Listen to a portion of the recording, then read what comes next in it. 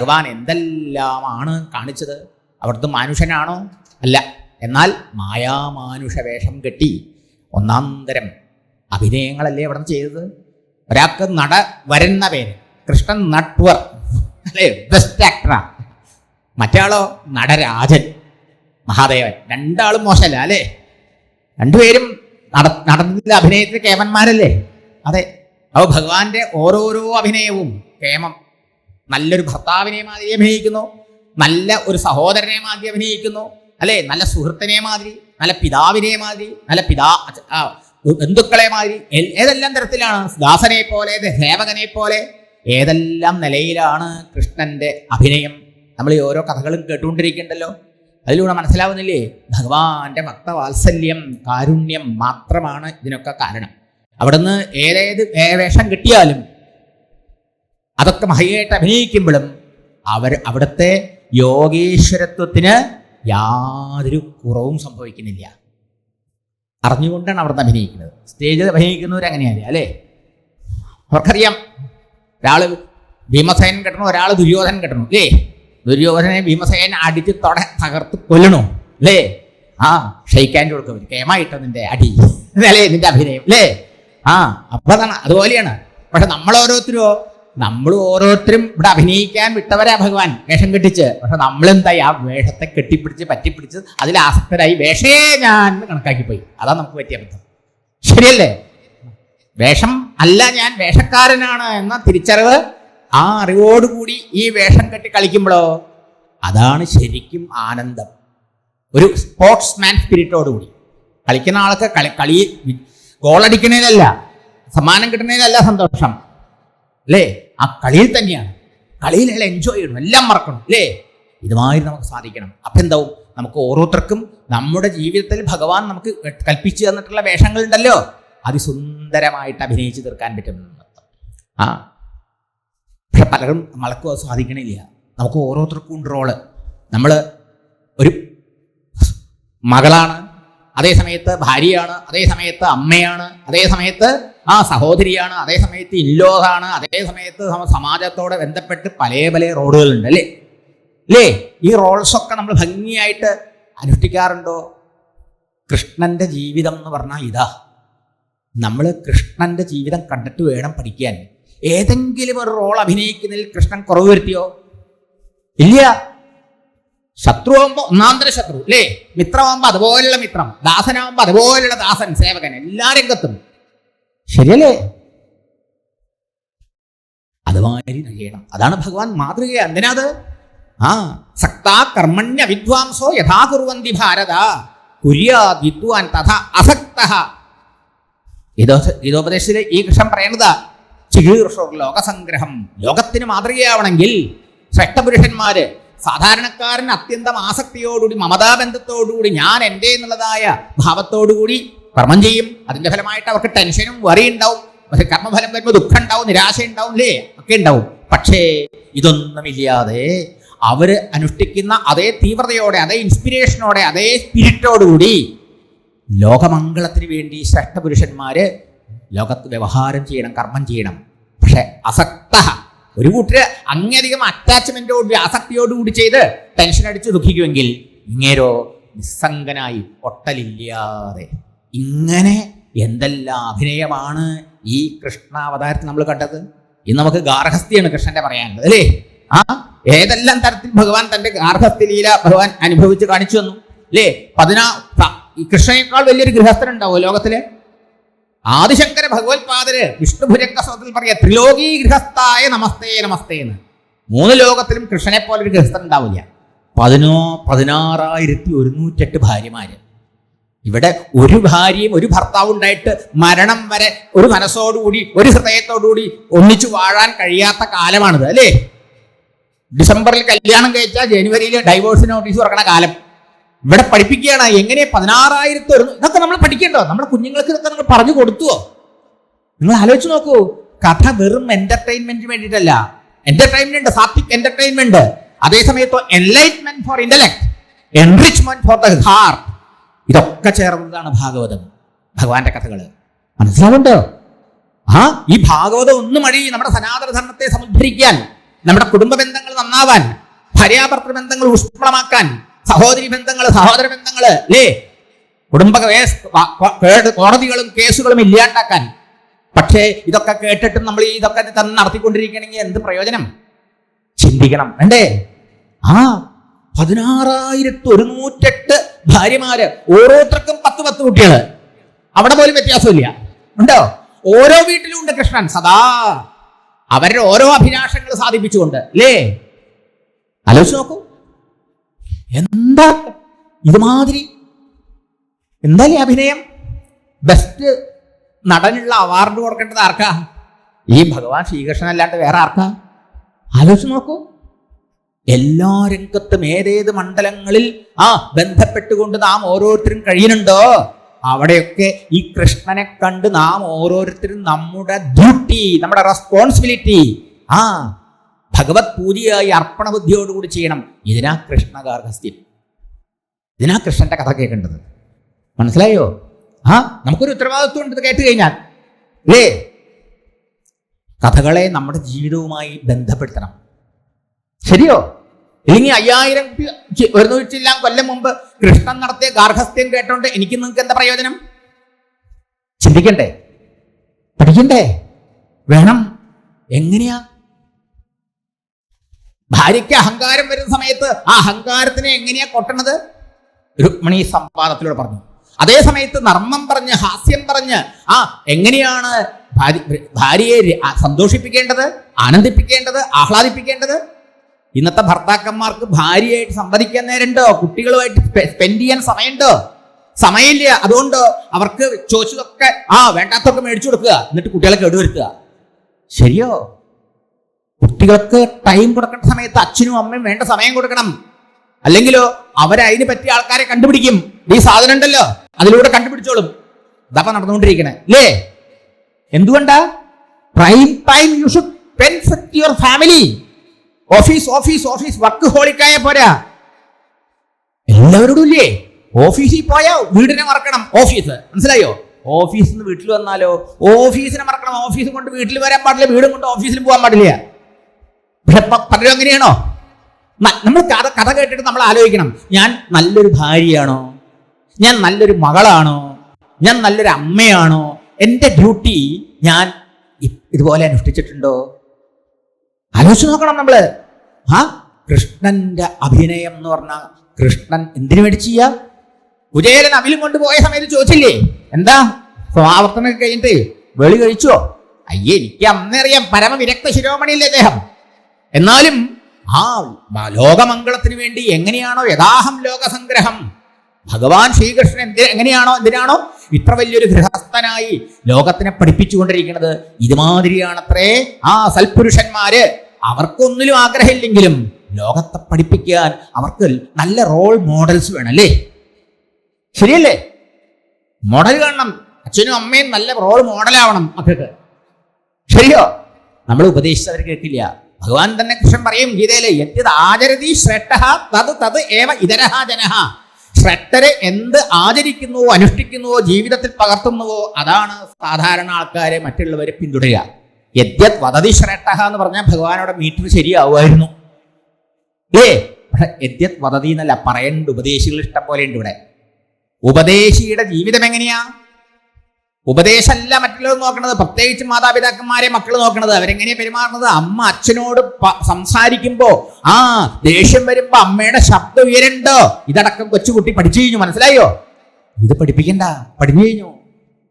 ധൈര്യയോടെ, സ്നേഹത്തോടെ, മുതിർന്നവരോട് എത്ര ആദരവോടുകൂടി നമ്മൾ സംസാരിക്കുന്നു, എങ്ങനെ നമ്മൾ അഷ്ടം ദീനന്മാരോട് പെരുമാറുന്നു, ഇതെല്ലാനും മനസ്സിലായില്ലേ? ശ്രേഷ്ഠൻ ചെയ്യണ മാതൃക അവർ പറയണതല്ല, ആചരിക്കുന്നതും അനുഷ്ഠിക്കുന്നതുമാണ് മറ്റുള്ള ആൾക്കാർ പിന്തുടരുക. മനസ്സിലായില്ലേ? അവിടെ ഭഗവാന് ഏറ്റവും വലിയ ഉത്തരവാദിത്വം ഇല്ലേ? ഭഗവാന്റെ തന്നെ കുടുംബം എടുത്ത് നോക്കിക്കോളൂ, അല്ലേ?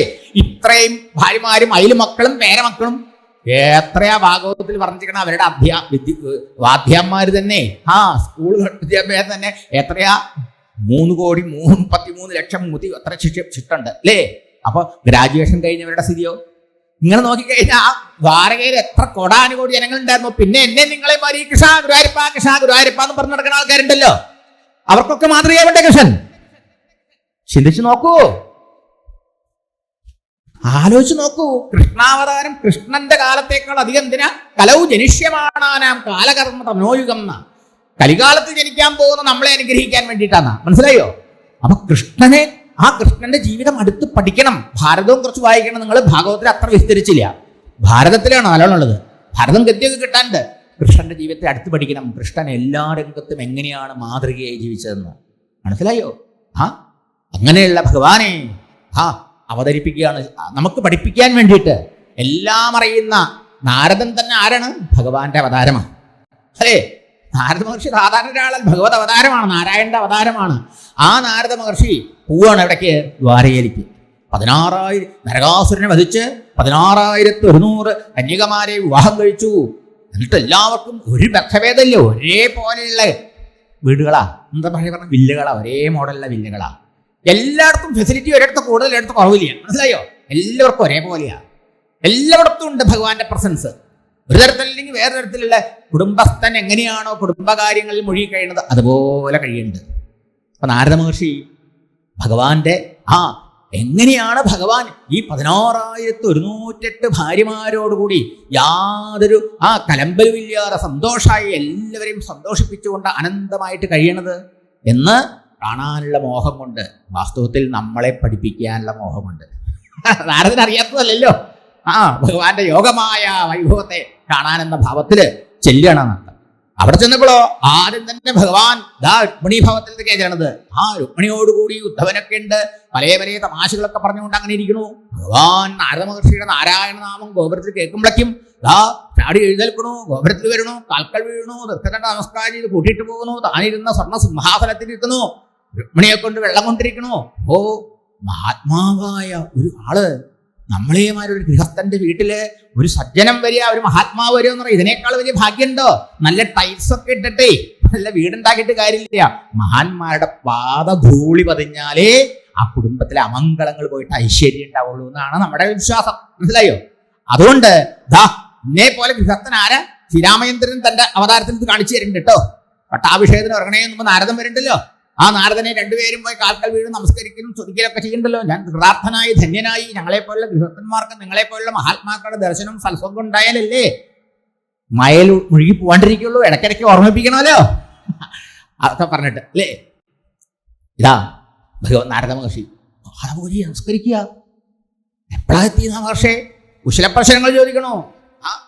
ഭഗവാന്റെ ഈ ഗംഭീരമായിട്ടുള്ളതായ ശുശ്രൂഷകളും ഇതെല്ലാം കേട്ട് സന്തോഷമായ മഹർഷി അടുത്ത ഗൃഹത്തിലേക്ക് ചെന്നു. ഇങ്ങനെ ഓരോരോ ഗൃഹങ്ങളിലും നാരദ മഹർഷി പോകുന്നുണ്ട്. ഒരു ഗൃഹത്തിൽ ചെന്ന സമയത്ത് കുട്ടികളെ ലാളിച്ചുകൊണ്ടിരിക്കുകയാണ്. വേറൊരു കൊട്ടാരത്തിൽ ചെല്ലുമ്പോഴോ ഭഗവാൻ ബ്രാഹ്മണർക്ക് ഭോജനം കൊടുത്തത് ശിഷ്ടം പ്രസാദം കഴിക്കുക. വേറൊരു കൊട്ടാരത്തിൽ കഴിയുമ്പോഴോ ആയുധപ്പയറ്റ് നടത്തിക്കൊണ്ടിരിക്കുക, അഭ്യാസം നടത്തിക്കൊണ്ടിരിക്കുക കളരിയില്. വേറൊരു കൊട്ടാരത്തിൽ സമയത്തോ എല്ലാ വീട്ടിലും പൂരിക്കലും നമസ്കരിക്കലും കുശലപ്രശ്നമുണ്ടേ. അത് മനസ്സിലാക്കി വേണം. ചോദിക്കുകയാണ്, അപൂർണനാണ് ഞങ്ങളെ പോലെ ഗൃഹസ്ഥന്മാർ അപൂർണന്മാർ, നിങ്ങളൊക്കെ പരിപൂർണന്മാരാണ്, ഭഗവത് സത്യം സാക്ഷാത്കരിച്ചവരാ. അങ്ങനെയുള്ള മഹാത്മാക്കളായ നിങ്ങൾക്ക് ഞങ്ങൾ എന്തൊരു സേവനമാണ് ചെയ്യേണ്ടത്? എന്തെങ്കിലും ഒന്ന് പറഞ്ഞാൽ നിങ്ങൾക്ക് വേണ്ടി ചെയ്യാൻ സാധിച്ചാൽ അതിനുള്ളൊരു കൃതാർത്ഥത പറയാ ഭഗവാൻ. സ്വന്തം മഹാത്മാക്കൾക്ക് എന്തെങ്കിലും ഒരു സേവ ചെയ്യാൻ സാധിച്ചാൽ ഇതിനേക്കാൾ വലിയൊരു ഭാഗ്യമില്ല അത്രേ പറയാണ് കൃഷ്ണ ഭഗവാൻ. നാരദനെ സേവിച്ചിട്ട് വേണം കൃഷ്ണന് കൃതാർത്ഥനാവാൻ. കുടുംബത്തിനും നല്ലേ ഭഗവാൻ പഠിപ്പിക്കണം നമ്മളെ. വേറൊരു കൊട്ടാര സമയത്ത് ഭഗവാൻ കുട്ടികളുടെ വിവാഹ കാര്യങ്ങൾ ആലോചിക്കുക. വേറൊരു കൊട്ടാര സമയത്തോ കുടുംബത്തോടുകൂടി ഭാര്യയോടും മക്കളോടൊക്കെ ഇതുപോലെ പുരാണ ഇതിഹാസങ്ങൾ മഹാത്മാക്കളെ വിളിച്ചു വരുത്തിയിട്ട് ഭഗവാൻ മുമ്പിൽ പോയിരിക്കുക. ഭഗവാന് ആദ്യമായിട്ട് കേൾക്കണ മാതിരി എല്ലാ ശുഷ്കാന്തിയോടെ മുമ്പിൽ പോയിരിക്കുക. ഭഗവാൻ ഒറ്റയ്ക്കല്ല, ഭഗവാൻ ഭാര്യയും കുട്ടികളൊക്കെ ആയിട്ട് സത്സംഗത്തിന് പോകണം. നമ്മളോ അച്ഛൻ വന്നാൽ അമ്മ വരില്ല, അമ്മ വന്നാൽ അച്ഛൻ വരില്ല, രണ്ടുപേരുന്ന മക്കൾ വരില്ല അല്ലേ? ആലോചിച്ച് നോക്കൂ നമ്മുടെ ഹിന്ദുക്കളുടെ ഒരു സ്ഥിതി. ചെറുതിലെ നമ്മൾ സംസ്കാരം കൊടുക്കണം, വലുതായിട്ട് പിന്നെ വഴിതിരിഞ്ഞ് പോയാലും കുഴപ്പമില്ല. അത് അവർ പൂർവ്വ സംസ്കാരം കൊണ്ടത് അതൊക്കെ കുറച്ച് കട്ടിയിരിഞ്ഞ് കഴിയുമ്പോൾ ഒരു നേരെ വഴിക്ക് വന്നോളൂ. മനസ്സിലായോ? അതിനെക്കുറിച്ച് അവർ ചെയ്യേ വേണ്ട. ഒരു 10 വയസ്സിനുള്ളിൽ വേണ്ടതൊക്കെ കൊടുക്കാൻ നമുക്ക് പറ്റണം. അതിന് നമ്മൾ ഈ കഥകളൊക്കെ കേൾക്കണത്. വേറൊരു കൊട്ടാര സമയത്തോ ഭഗവാൻ കുതിരപ്പുറത്ത് സഞ്ചരിക്കണു രാമേട്ടനോട് കൂടി. വേറൊരു കൊട്ടാര സമയത്ത് ഭഗവാൻ ഗായത്രി മന്ത്രം ജപിച്ചുകൊണ്ടിരിക്കുക. വേറൊരു സമയത്ത് ഭഗവാൻ പ്രണവജപ ധ്യാനത്തിൽ മുഴുകിയിരിക്കണോ? വേറൊരു കൊട്ടാര സമയത്ത് ഭഗവാൻ ഊണൊക്കെ കഴിഞ്ഞ് പള്ളിക്കുറിപ്പ് കൊള്ളുക. മറ്റൊരു കൊട്ടാര സമയത്ത് ധൂതമാകത വന്ദികൾ ഭഗവാനെ സ്തുതിച്ചു ഉണർത്താൻ ശ്രമിക്കണോ? വേറൊരു കൊട്ടാര സമയത്ത് മക്കളുടെ വിവാഹം കഴിഞ്ഞിട്ട് അവരൊക്കെ യാത്ര അയക്കുക, വരന്റെ ഗൃഹത്തിലേക്കും വധുവിന്റെ ഗൃഹത്തിലേക്കൊക്കെ. എന്താ നോക്കണേ, ഇങ്ങനെ ഒരു ഗൃഹം പോലും ഭഗവാൻ വിട്ടില്ല, നാരദൻ വിട്ടില്ല. ഓരോ ഗൃഹത്തിൽ ചെല്ലുമ്പോൾ നമ്മളൊക്കെ എങ്ങനെയാണോ നമ്മുടെ ഗൃഹകാര്യങ്ങളിൽ മുഴുകി ഓരോ ഉത്തരവാദിത്വങ്ങളിൽ മുഴുകിയിരിക്കുന്നത്, ഇതുപോലെയാണ് ഭഗവാൻ ചെയ്തുകൊണ്ടിരിക്കണം കണ്ടത്. വേറൊരിടത്ത് ഹോമം ചെയ്തുകൊണ്ടിരിക്കണോ, വേറൊരിടത്ത് മന്ത്രിമാരുമായിട്ട് വലിയ ചർച്ചകൾ നടത്തിക്കൊണ്ടിരിക്കണോ, ഭരണകാര്യങ്ങളെ കുറിച്ച് ചർച്ച നടത്തിക്കൊണ്ടിരിക്കണോ. വേറൊരു കൊട്ടാര സമയത്ത് ഉദ്ധവനുമായിട്ട് കാര്യാലോചന ചെയ്തുകൊണ്ടിരിക്കണോ. വേറൊരു കൊട്ടാര സമയത്ത് ഭഗവാൻ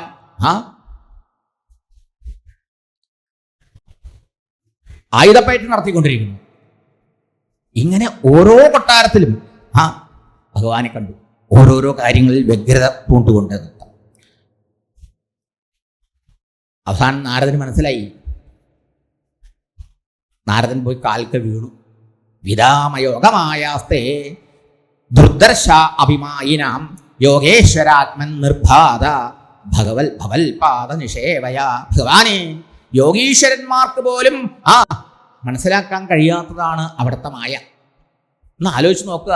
സങ്കല്പമാത്രം കൊണ്ട് ഈ ബ്രഹ്മാണ്ട കോടികളുടെ സൃഷ്ടിയും സംസ്ഥിതിയും സംഹാരവും നടത്തിക്കൊണ്ടിരിക്കുന്ന പ്രഭുവിന് ഈ 16,108 കുടുംബങ്ങളിൽ മുഴുകിക്കൊണ്ട് അവരെ ഉത്തരവാദിത്വം നിർവഹിക്കുന്ന ഒരു വിഷയമാ ആണോ?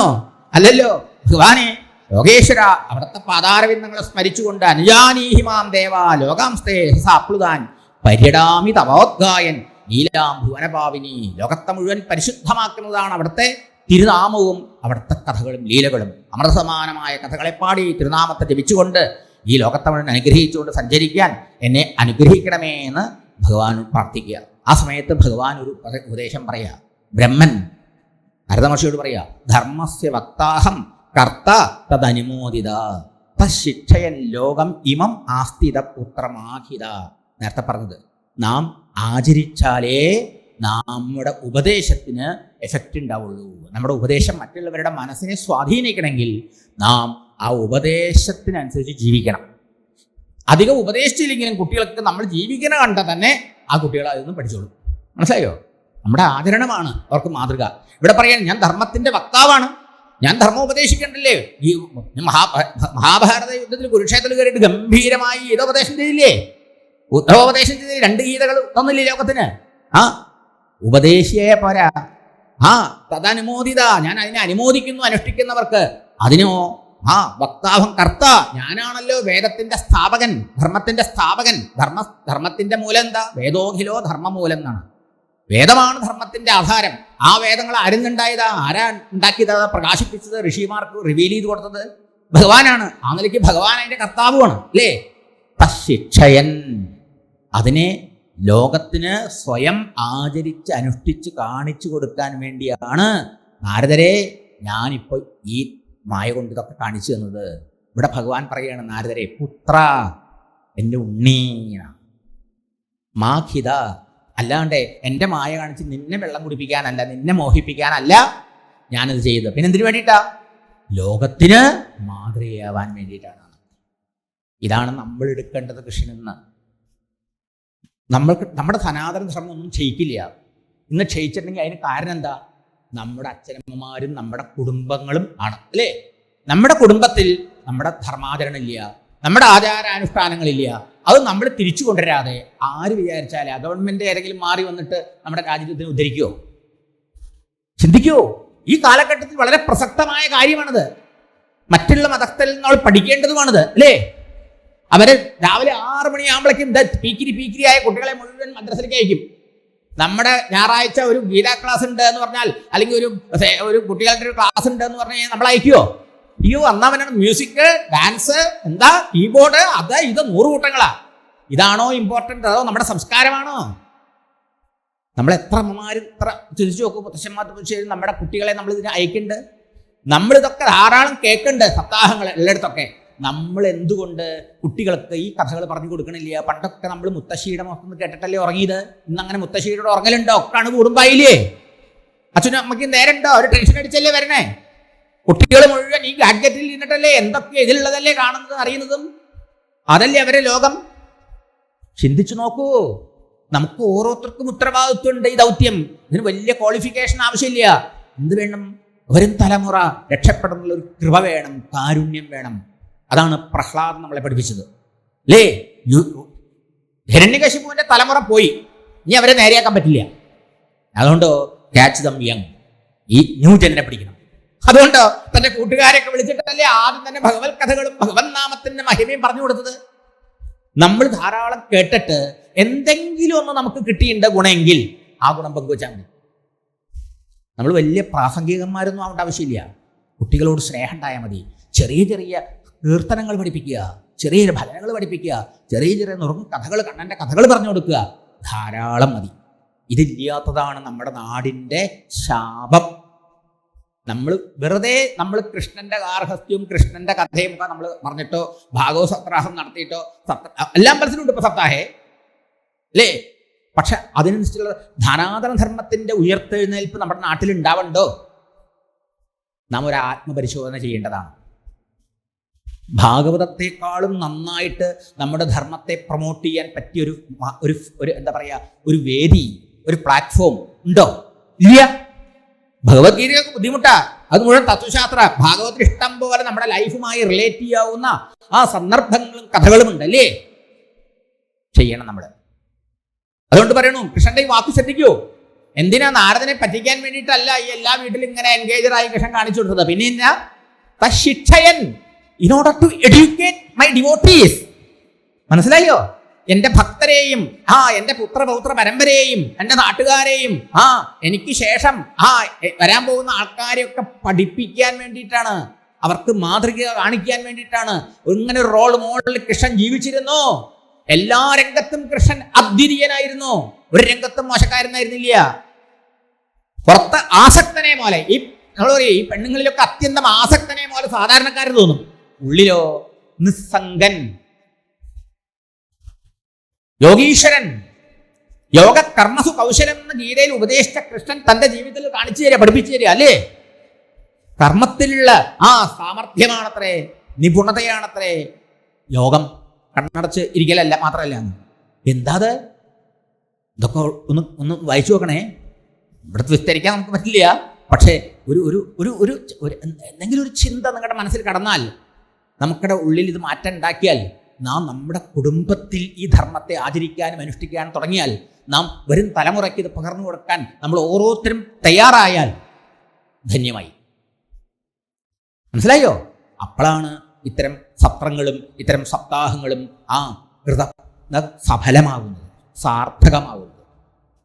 അമ്മയ്ക്ക് ഭക്തി, കണ്ണൻ്റെ ഭക്തിയും കണ്ണൻ്റെ അനുഗ്രഹവും സത്രം നടത്താൻ തന്നെയുണ്ട് സുദർശനമ്മയ്ക്ക്.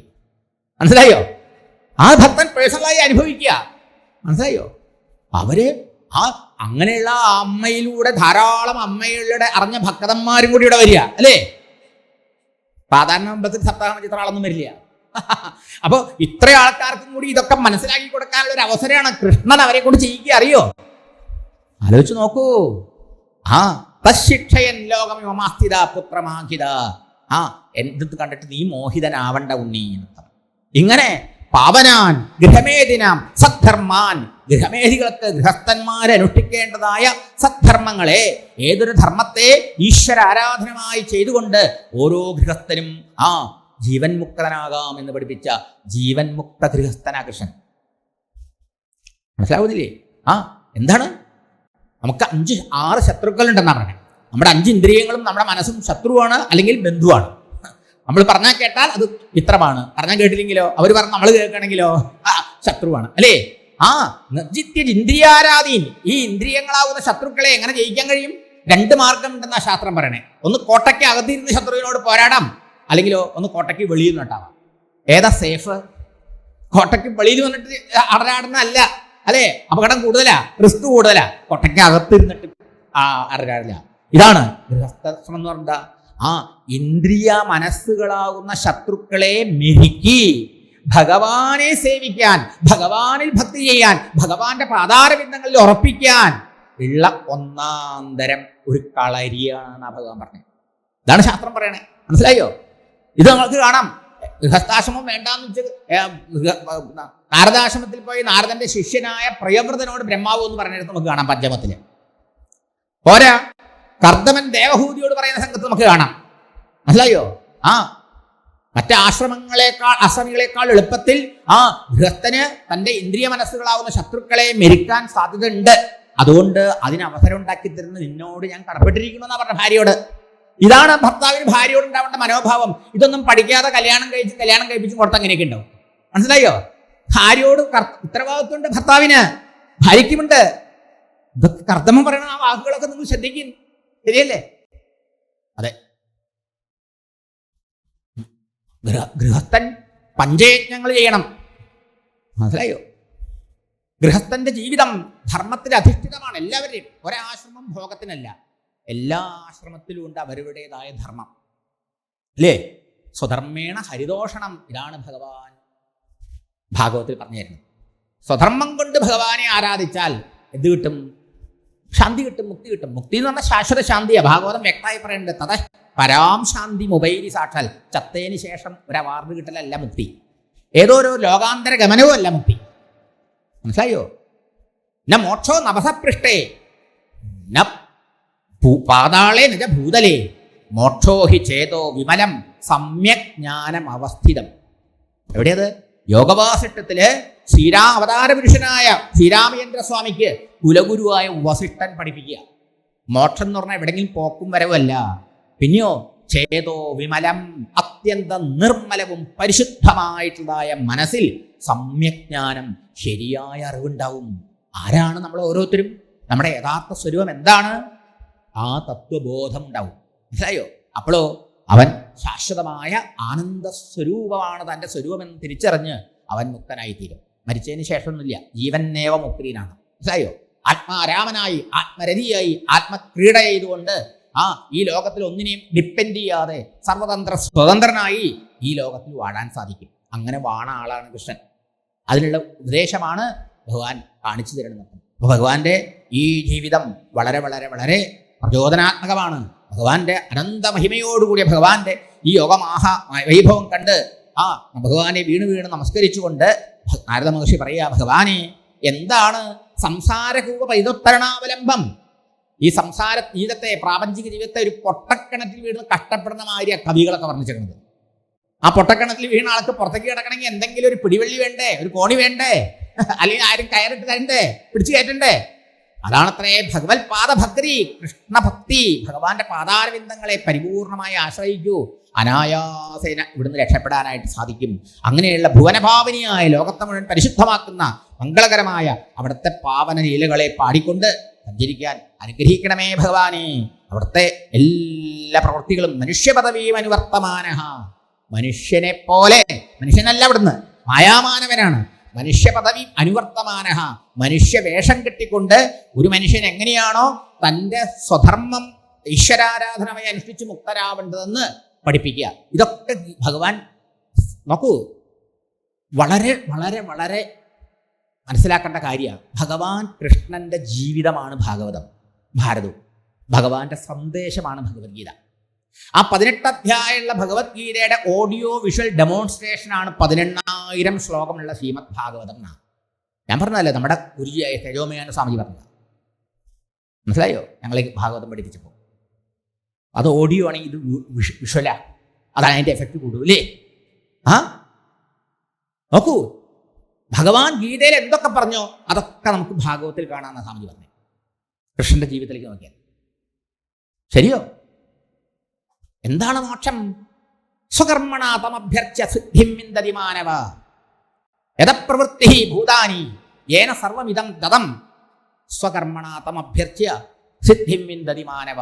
മാനവന് ശാന്തിക്ക്, ശാശ്വത ശാന്തിയാവുന്ന മുക്തിക്ക് എന്താ മാർഗം? ഒന്നേ ഉള്ളൂ. ആരിൽ നിന്നാണോ ഈ സമസ്ത പ്രപഞ്ചവും ആവിർഭവിച്ചത്, ആരിലാണ് നിലനിൽക്കുന്നത്, ആരെക്കൊണ്ടാണ് അതൊക്കെ നടന്നുകൊണ്ടിരിക്കുന്നത്, എല്ലാത്തിലും ആരാണോ നിറഞ്ഞു നിൽക്കുന്നത് ആകാശം പോലെ, സ്വകർമ്മണ അവനാണ് തൻ്റെ ഉള്ളിൽ അന്തര്യാമിയായി, തൻ്റെ മനസ്സാക്ഷിയായി, തൻ്റെ ആത്മാവായിരിക്കുന്നത്. ആ ഭഗവാൻ നമ്മുടെ ഉള്ളിൽ ആത്മാവായിരിക്കും. നമുക്ക് ജീവനുണ്ടോ, നമുക്ക് ഉണ്മ തരണത്, നമുക്ക് എക്സിസ്റ്റൻസ് തരണത്, നമുക്ക് നിലനിൽപ്പിന് കടപ്പെട്ടിരിക്കുന്നത് ആ ഭഗവാനോടാ.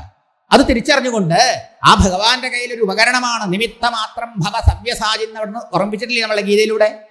നിങ്ങളൊരു നിമിത്തമാണ്. ഞാനാ ഉള്ളിൽ നിന്നൊക്കെ നടക്കണം. കരണ്ട് പോയാൽ ഈ വൈദ്യുത ഉപകരണങ്ങൾ വലുതും പ്രവർത്തിക്കുമോ? അതുപോലെയാ ആ ഉപകരണങ്ങൾ പോലെയുള്ളൂ നമ്മളെ എല്ലാം, ശരീരവും മനസ്സും ബുദ്ധിയൊക്കെ. അത് ഓർത്തുകൊണ്ട് നിനക്ക് ഓരോരുത്തർക്കും ഓരോരോ ഉത്തരവാദിത്വങ്ങൾ ഭഗവാനാണ് തന്നിക്കുന്നത്. ഭഗവാൻ ആരാണ്? ഏഷ കർമാധ്യക്ഷ. അവിടുന്നാണ് കർമ്മ അധ്യക്ഷൻ. അവിടുന്ന് ഉള്ളിൽ അധ്യക്ഷനായി ഉണ്ടെങ്കിൽ മാത്രമേ ഈ വ്യവഹാരം നടക്കുള്ളൂ, അല്ലേ? ഏഷ സർവജ്ഞ. അവിടെ സർവജ്ഞനാണ്. എല്ലാവരുടെ ഉള്ളിൽ നിന്ന് എല്ലാവരുടെയും മനസ്സാക്ഷിയായതുകൊണ്ട് എല്ലാവരുടെ ഉള്ളിൽ നടക്കാൻ എല്ലാ കാര്യവും അറിയും. ഏഷ കർമ്മഫലദാത. സർവജ്ഞനും കർമാധ്യക്ഷനുമായ ഭഗവാനാണ് കർമ്മഫലദാതാവ്, കർമ്മഫലം തരുന്ന ആള്. ആ ഭഗവാൻ നമുക്ക് ഓരോരുത്തർക്കും നമ്മുടെ പൂർവ്വകർമ്മത്തിനനുസരിച്ച് ആ കർമ്മത്തെ ഇനി എങ്ങനെ ചെയ്ത് ആ കർമ്മം കൊണ്ട് ശുദ്ധി കൈവരിച്ച് ഭഗവത് പ്രാപ്തി നേടി സംസാരമോചനം നേടാം എന്ന് പഠിപ്പിക്കുക. സ്വകർമ്മണാത്തം അഭ്യർച്ച്യ. പുഷ്പം കൊണ്ട് ഭഗവാനെ അർച്ചിച്ചില്ലെങ്കിലും ഗുരുവായൂരപ്പൻ ഒരു കണക്കോ നമ്മളോട് ഉണ്ടാവില്ല. പുഷ്പം കൊണ്ട് പൂജിച്ചിട്ട് തൻ്റെ കർമ്മവും കടമയും ഉത്തരവാദിത്വവും ഈശ്വര ആരാധനമായി ചെയ്തില്ലെങ്കിൽ, നേരെ മറിച്ചോ അവനവന്റെ കർത്തവ്യങ്ങൾ ഉത്തരവാദിത്വങ്ങളൊക്കെ ഈശ്വരാരാധനയാണെന്ന് വിചാരിച്ച് നമ്മൾ ചെയ്താലോ ഒന്നാന്തരം പൂജ ചെയ്യുന്ന. മനസ്സിലാവുണ്ടോ? അതുകൊണ്ടേ ഹൃദയശുദ്ധി ഉണ്ടാവുള്ളൂ. അതുകൊണ്ടേ ശുദ്ധമായ ഹൃദയത്തിൽ കണ്ണൻ വിളങ്ങും. മനസ്സ് ശുദ്ധമാവാതെ ഭഗവാൻ അവിടെ ഉണ്ട് എല്ലാവരുടെ ഉള്ളിൽ, പക്ഷെ നമുക്കത് അനുഭവപ്പെടില്ല. ശാന്തിയുടെ, ആനന്ദത്തിന്റെ, സന്തോഷത്തിന്റെ, കൃതകൃത്യതയുടെ, ജീവിത ധന്യതയുടെ രൂപത്തിൽ നമുക്കത് അനുഭവപ്പെടണം. എങ്കിലോ ഹൃദയവിശുദ്ധി അനിവാര്യം. അതിനാണ് സ്വധർമ്മം. നമുക്ക് ഗീത മുഴുവൻ ഭഗവാൻ എന്താ പറഞ്ഞത്? കർത്തവ്യപാലനം. സ്വധർമ്മത്തിൽ നിന്ന് ഒളിച്ചോടാൻ, കർത്തവ്യത്തിൽ നിന്ന് ഒളിച്ചോടി മുക്തിക്ക് വേണ്ടിയല്ലേ അർജുനൻ ശ്രമിച്ചത്? ഹിമാലയത്തിൽ സന്യാസത്തിന് പോകാൻ തയ്യാറായത്. അതിന്റെ ഭഗവാൻ എന്താ പറഞ്ഞാൽ? അറ്റിങ് ഇവിടെ നിൽക്കൂ. ഇവിടെ നിന്നുകൊണ്ട് ഈ കർമ്മം ചെയ്തുകൊണ്ട് നിനക്ക് മുക്തനാവാണ്. നീ ചെയ്യുന്നുള്ള അഹങ്കാരം കളയേ, ഞാനാ ചെയ്യുന്നത്. നിനക്ക് വേണ്ടി ചെയ്യുന്നുള്ള സ്വാർത്ഥം വെടിയേ, എനിക്ക് വേണ്ടി ചെയ്യുക. ഇത്രേ ഉള്ളൂ. ഇതല്ലേ കൃഷ്ണൻ ജീവിതത്തിൽ കാണിച്ചു തരുന്നത്? ചിന്തിച്ചു നോക്കൂ. യുദ്ധം ഗീത കേട്ട് കഴിഞ്ഞിട്ട് അർജുനൻ ഹിമാലയത്തിൽ പോകണമെന്ന് പറഞ്ഞോ? പറഞ്ഞിട്ടില്ല. അപ്പൊ ശരിക്കും ആഗ്രഹം കൊണ്ടല്ല എന്ന് പറഞ്ഞത്, അത് ഒളിച്ചോട്ടായിരുന്നു. ശരിയല്ലേ? അപ്പൊ ജീവിതത്തിൽ ഒളിച്ചോടലല്ല ആധ്യാത്മികത. മനസ്സിലായോ? വളരെ ചിന്തിക്കേണ്ട വിഷയമാണ്. നമ്മൾ വിചാരിച്ചെന്താ, കാവ്യ കൊടുത്ത ആയോ, എത്ര ഉള്ള രുദ്രാക്ഷം ഉണ്ടായോ, ത്രിപുണ്ഡരം ഭസ്മം ധരിച്ചാലായോ, അല്ലെങ്കിൽ തല മുട്ടടിച്ചുണ്ടായാലും ജടവർത്തി ഉണ്ടായോ? ഇതിലൊന്നുമല്ല ആധ്യാത്മികത ഇരിക്കുന്നത്. നമ്മുടെ ആറ്റിറ്റ്യൂഡില, കാഴ്ചപ്പാടില, ഭാവനയില. ഇതേ ലൗകിക ജീവിതത്തിലല്ലേ കൃഷ്ണൻ ജീവിച്ചു കാണിച്ചു തന്നത്? ഇതേ ലോകത്തിലല്ലേ? ഇതിലധികം തെളിവെന്താ? ഇത്ര വലിയൊരു ഗൃഹസ്ഥനായിക്കൊണ്ട് കൃഷ്ണൻ നിസ്സംഗതയുടെ മകുടോദാഹരണമായിരുന്നു, അല്ലേ? അല്ലെങ്കിൽ ആർക്കാ സാധിക്കുക സ്വന്തം വംശം തമ്മിത്തല്ലി നശിക്കണത് കണ്ട് കൈയും കെട്ടി നോക്കി നിൽക്കാൻ? അതിന് കാരണമായ ശാപം ഉണ്ടാക്കി തീർക്കാൻ പറ്റുമോ? ഇല്ല. അപ്പൊ ഗൃഹസ്ഥൻ എന്ന നിലയിൽ ഭഗവാൻ മാതാപിതാക്കന്മാരുടെ കടമ നിറവേറ്റാൻ മറന്നില്ല. ഭാര്യയോട് മാത്രമല്ല, മക്കളോട് മാത്രമല്ല, എല്ലാവരോടും. സ്വന്തം പിതാവായ വസുദേവർക്ക് ശ്രീനാരദ മഹർഷിയെ കൊണ്ട് അവിടെ വരുത്തി ഭാഗവധർമ്മം ഉപദേശിപ്പിച്ചില്ലേ? കൊടുത്തില്ലേ മുക്തി? കംസൻ കൊന്ന ഏട്ടന്മാരെ കാണണമെന്ന് അമ്മ ആഗ്രഹിച്ചപ്പോ ഭഗവാൻ സുതലോകത്തിൽ പോയി മക്കളെ കൊണ്ടുകൊടുത്തില്ലേ? ചെയ്തു. മാത്രമല്ല ബന്ധുക്കളോടുള്ള ധർമ്മം. ധർമ്മപുത്രാദികളൊക്കെ അച്ചമ്പങ്ങളുടെ മക്കളാ, അല്ലേ? ബന്ധുക്കളാണ്. അവരോട് എന്തെല്ലാം ഭഗവാൻ ചെയ്തു. ഓരോ അവസരത്തില് സന്ദർഭോചിതമായി വന്ന് അവരെ രക്ഷിച്ചു, സഹായിച്ചു, അവരുടെ ആഗ്രഹം നിർവഹിച്ചു, അല്ലേ? അതിൽ അവസാനത്തെ നമ്മൾ കാണുന്ന ഇനി രാജസൂയം കാണാൻ പോണത്. ആ വംശത്തിന്റെ അവസാനത്തെ തന്തു അതായിരുന്നു അശ്വത്ഥാമാവിന്റെ ബ്രഹ്മാസ്ത്രം കൊണ്ട് ദഹിച്ച ആ പരീക്ഷിത്താവാൻ പോണ കുട്ടി. ആ കുട്ടിയെ രക്ഷിച്ച് ആ വംശം രക്ഷിച്ചില്ലേ ഭഗവാൻ? ജരാസന്ധം മുതലായ ദുഷ്ടന്മാരായ രാജാക്കന്മാരെ കൊന്ന് ആ രാജസൂയം നടത്തി കൊടുത്തില്ലേ? എന്താ ഭഗവാൻ ചെയ്യാണ്ടിരുന്നത്? പോരാ, തന്നെ എപ്പോഴും ആശ്രയിച്ചുകൊണ്ട് തന്റെ ഭക്തൻ ഹസ്തനാപുരത്തിൽ പോയ ദുര്യോധനന്റെ അവിടെ അല്ല താമസിക്കുക, ഭക്തനായ വിതുരന്റെ അവിടെയാ. വിതുരന്റെ കഞ്ഞിയാണ് ഇഷ്ടം, വിതുരപത്നിയുടെ, അല്ലേ? ആ വിതുരനെ അവിടെ അടുത്തില്ലായിരുന്നു ഉദ്ധവന് ഉപദേശം കൊടുക്കുമ്പോൾ, അല്ലേ? ആ വിതുരർക്ക് പോലും ആത്മോപദേശം കൊടുക്കാൻ മൈത്രേയ മഹർഷിയെ ഏൽപ്പിക്കാൻ മറന്നു കൃഷ്ണൻ. നോക്കൂ നിങ്ങൾ കൃഷ്ണന്റെ വിവിധമായ ആ ഭാവങ്ങൾ ചിന്തിച്ചു നോക്കൂ. അതാണ് അവിടുത്തെ കാരുണ്യം. പോരാ, അധർമ്മം ധർമ്മം പാണ്ഡവരുടെ പക്ഷത്താണ്, കൗരവഭാഗത്ത് അധർമ്മമാണെന്ന് അറിഞ്ഞിട്ടും ആ തിന്ന ചോറിന് കൂറ് കാണിച്ചുകൊണ്ട് അവിടെ നിന്ന ആ ഭീഷ്മ പിതാമഹൻ തൻ്റെ അന്തരംഗ ഭക്തനാണെന്ന് അറിഞ്ഞ് അന്ത്യസമയത്ത് തന്നെ കാണുന്ന ശരശയെ കിടന്ന് മോഹിച്ചപ്പോഴേക്കും ഭഗവാൻ തൻ്റെ യാത്രയുടെ റൂട്ട് മാറ്റി ധർമ്മപുത്രന് എന്താ പറയാ അധർമ്മ ശങ്ക ഉണ്ടാക്കി ധർമ്മം ഉപദേശിപ്പിക്കുക എന്ന വ്യാജേന അവിടെ ചെന്ന് വിഷ്ണു വൈകുണ്ഠ ദർശനം കൊടുത്തില്ലേ? അദ്ദേഹത്തിന് വിഷ്ണു സഹസ്രാം കേട്ടില്ലേ, സ്വീകരിച്ചില്ലേ? എങ്ങനെ ആ മഹാത്മാവിന് രാജകീയമായി വൈകുണ്ഠപ്രാപ്തി കൊടുത്തില്ലേ? എവിടെയാ ഭഗവാൻ തൻ്റെ ധർമ്മം മറന്നത്? അവിടുത്തെ ഭാരമായ വാത്സല്യമല്ലേ, കാരുണ്യമല്ലേ? പോരാ, ദരിദ്രനായി കൂടെ പഠിച്ച കുചേലന്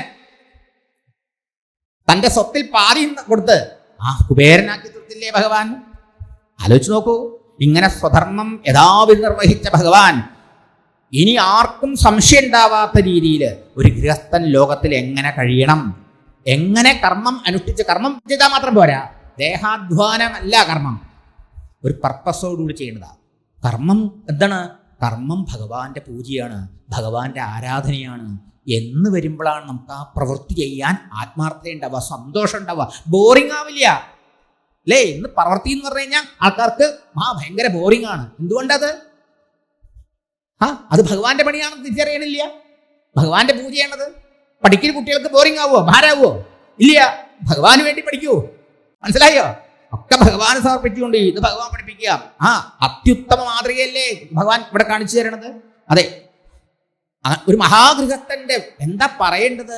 പല പല പല പല വിചിത്രമായിരുന്ന ആ ഓരോരോ ഉത്തരവാദിത്വങ്ങള് ഭംഗിയായി അനുഷ്ഠിച്ചു ഭഗവാൻ. പരിപൂർണമായ ഗൃഹസ്ഥ ധർമ്മത്തിന്റെ ഉത്തമ മാതൃക. അതേ സമയത്തോ അകത്ത് തികഞ്ഞ യോഗീശ്വരൻ എന്നർത്ഥം അല്ലേ? നിസ്സംഗനായി ഭഗവാൻ പറഞ്ഞിട്ട് ഗൃഹേഷു അതിഥി വൽക്കസെന്നൊക്കെ ഏകാദശിയിൽ ഉദ്ധവനോട് പറഞ്ഞിട്ടുള്ള ആളാ അല്ലേ? ആസക്തനായിട്ടല്ല കൃഷ്ണൻ കഴിഞ്ഞത്, അതിഥിയെ മാതിരിയാ. പാന്തസംഘം എന്ന പുത്രപൗത്രാദികളും ബന്ധുമിത്രാദികളോടുള്ള നമ്മുടെ സഹവാസം വഴിയിൽ കണ്ടുമുട്ടുന്ന ആൾക്കാരെ മാതിരിയൊക്കെ. മനസ്സിലായോ? അത്രയേ ഉള്ളൂ എന്ന് ഉള്ളിൽ വിചാരം ഉണ്ടാവണം, പുറത്തത് കാണിക്കാൻ പാടില്ല. പുറത്തല്ല നിസ്സംഗത, അകത്താണ് വേണ്ടത്. മനസ്സിലായോ? ഓരോ പ്രവൃത്തി ഭഗവത് അർപ്പണമായി ചെയ്ത നമ്മളൊക്കെ ആധ്യാത്മികന്മാരാണ്. മനസ്സിലായോ? എല്ലാവരും ഈ ലൗകിക ലോകത്തിലാണ് ജീവിക്കുന്നത്. കാഴ്ചപ്പാടിലാണ്, ആറ്റിറ്റ്യൂഡാണ് വെറും വേർഡ്ലി ലൈഫിനെ സ്പിരിച്വൽ ലൈഫായി കൺവെർട്ട് ചെയ്യുന്നത്. സ്പിരിച്വാലിറ്റി എന്തെങ്കിലും ഒരു പ്രത്യേക പ്രവൃത്തി ചെയ്യുന്നതിലല്ല, ചെയ്യുന്ന ഓരോ പ്രവൃത്തിയും പ്രത്യേക മനോഭാവത്തോടുകൂടി കൃഷ്ണാർപ്പണമായി ചെയ്യുന്നതിലാണ്. അതാണ് പ്രത്യേക മനോഭാവം. യാതൊന്നു ചെയ്വതതു നാരായണാർച്ചനകൾ കേട്ടല്ലേ നമ്മള്? അതാണ് എന്ത്? ആധ്യാത്മികത. ഇത് നമ്മുടെ സമൂഹം മറന്നു അല്ലേ? ഉത്തരവാദിത്വ ബോധമില്ലാത്ത ആൾക്കാരെ എല്ലാ രംഗത്തും, ഒരാളെയും കുറ്റം പറഞ്ഞിട്ട് കാര്യമില്ല, എല്ലാ രംഗത്തും. ഇതെവിടുന്ന് വേണം? ഈ എഡ്യൂക്കേഷൻ കുടുംബത്തിൽ നിന്നുണ്ടാവണം. ഇങ്ങനെയുള്ള ആൾക്കാർ വളർന്നു നമ്മളെ ഭരിക്കണം. എല്ലാ രംഗത്തും വേണം. നല്ല ഡോക്ടർമാർ വേണം അല്ലേ? നല്ല എഞ്ചിനീയർമാർ വേണം. എല്ലാ രംഗത്തും കപട്യമല്ലേ നമ്മൾ കാണുന്നത് അല്ലേ? ആലോചിച്ച് നോക്കൂ. രാഷ്ട്രീയം മാത്രമല്ല, എല്ലാ രംഗത്തും നല്ല നല്ല എന്ന് ചേർക്കണം. നല്ലൊരമ്മ, നല്ലൊരു ഭാര്യ, നല്ലൊരു ഭർത്താവ്, നല്ലൊരു മോൻ അല്ലേ? നല്ല അച്ഛൻ, നല്ല ഇല്ലോ, നല്ല അയലക്കാര്, നല്ലൊരു ഫ്രണ്ട്, ഇങ്ങനെയല്ലേ വേണ്ടത്? അതിനെന്ത് ചെയ്യണം? ബേസിക്കായിട്ട് നല്ലൊരു മനുഷ്യനാവണം. ഇതാരും പഠിപ്പിക്കില്ല. എത്ര മാർക്ക് കിട്ടാം, അവനേക്കാളും കൂടുതൽ മാർക്ക് എങ്ങനെ നേടാം, അവനെ എങ്ങനെ തോൽപ്പിക്കാം അല്ലേ? ഇത് പഠിപ്പിച്ചോളൂ അല്ലേ? ഇതല്ല. നോക്കൂ ഭഗവാന്റെ ഒന്നാന്തരം ജീവിത മാതൃക. അതെ, അപ്പൊ ലോകശിക്ഷണത്തിന് വേണ്ടിയിട്ടുള്ള ഒന്നാന്തരം ഒരു നടനവും അതേ സമയത്ത് ആത്മതത്വം ഉൾക്കൊണ്ട ഒരാളുടെ ജീവിതവും കാണിച്ചു തരിക. ഭഗവാന്റെ ഒരു ദിവസത്തെ അനുഷ്ഠാനത്തെ പറഞ്ഞുകൊണ്ടാണ് രാജസൂയത്തിൻ്റെ ആരംഭം. ഭഗവാൻ എപ്പോഴാണ് എണീക്കുക? എന്തിനത് പറയണത്? ഇപ്പൊ ഭഗവാൻ അനുഷ്ഠിച്ച് ഉപദേശിച്ചത്, ഗൃഹസ്ഥധർമ്മം അനുഷ്ഠിച്ച് കാണിച്ചു തന്നത് നമുക്ക് മാതൃകയാവാൻ വേണ്ടിയാന്ന് പറഞ്ഞു അല്ലേ? ഇതൊക്കെ നമ്മളൊന്ന് പഠിച്ചോളൂ. കൃഷ്ണൻ എപ്പണിക്കും? ബ്രാഹ്മേ മുഹൂർത്തേ ഉദ്ധായ. കൃഷ്ണൻ 7 മണി വരെ കിടന്നുറങ്ങില്ല. ബ്രാഹ്മമുഹൂർത്തായാൽ, കോഴി കൂവിയാൽ എന്നാണ് പറഞ്ഞിരിക്കുന്നത് അല്ലേ? കൃഷ്ണൻ എണീറ്റു. ഒരു 3:30 അല്ലെങ്കിൽ 4 മണിക്കെങ്കിലും നമ്മളെ ഓരോരുത്തരും എണീക്കണം. ഓരോ കുടുംബത്തിലും 4 മണിക്ക് മുതിർന്നവരെ എഴുന്നേറ്റാ കുട്ടികൾ എണീക്കൂല്ലയോ? ഇന്ന് കുട്ടികൾ 12 മണിക്കും 2 മണിക്കല്ലേ ഇത് ഓഫ് ചെയ്ത് പോണത്. എപ്പോഴാ ഉറങ്ങാൻ പോണെന്ന് ആര് കണ്ടു അല്ലേ? രാത്രിയല്ലേ ജോലിക്കാർക്ക് ജോലി മുഴുവൻ. എന്നിട്ട് കാശ് കിട്ടിയിട്ട് ആരോഗ്യം മുഴുവൻ നശിപ്പിക്കാൻ പോവല്ലേ? പ്രൈം ടൈം രാത്രി ഉറങ്ങിയില്ലെങ്കിൽ രക്തം വെള്ളമാവും, അവസാനം രോഗം വരുന്ന ഉറപ്പാ.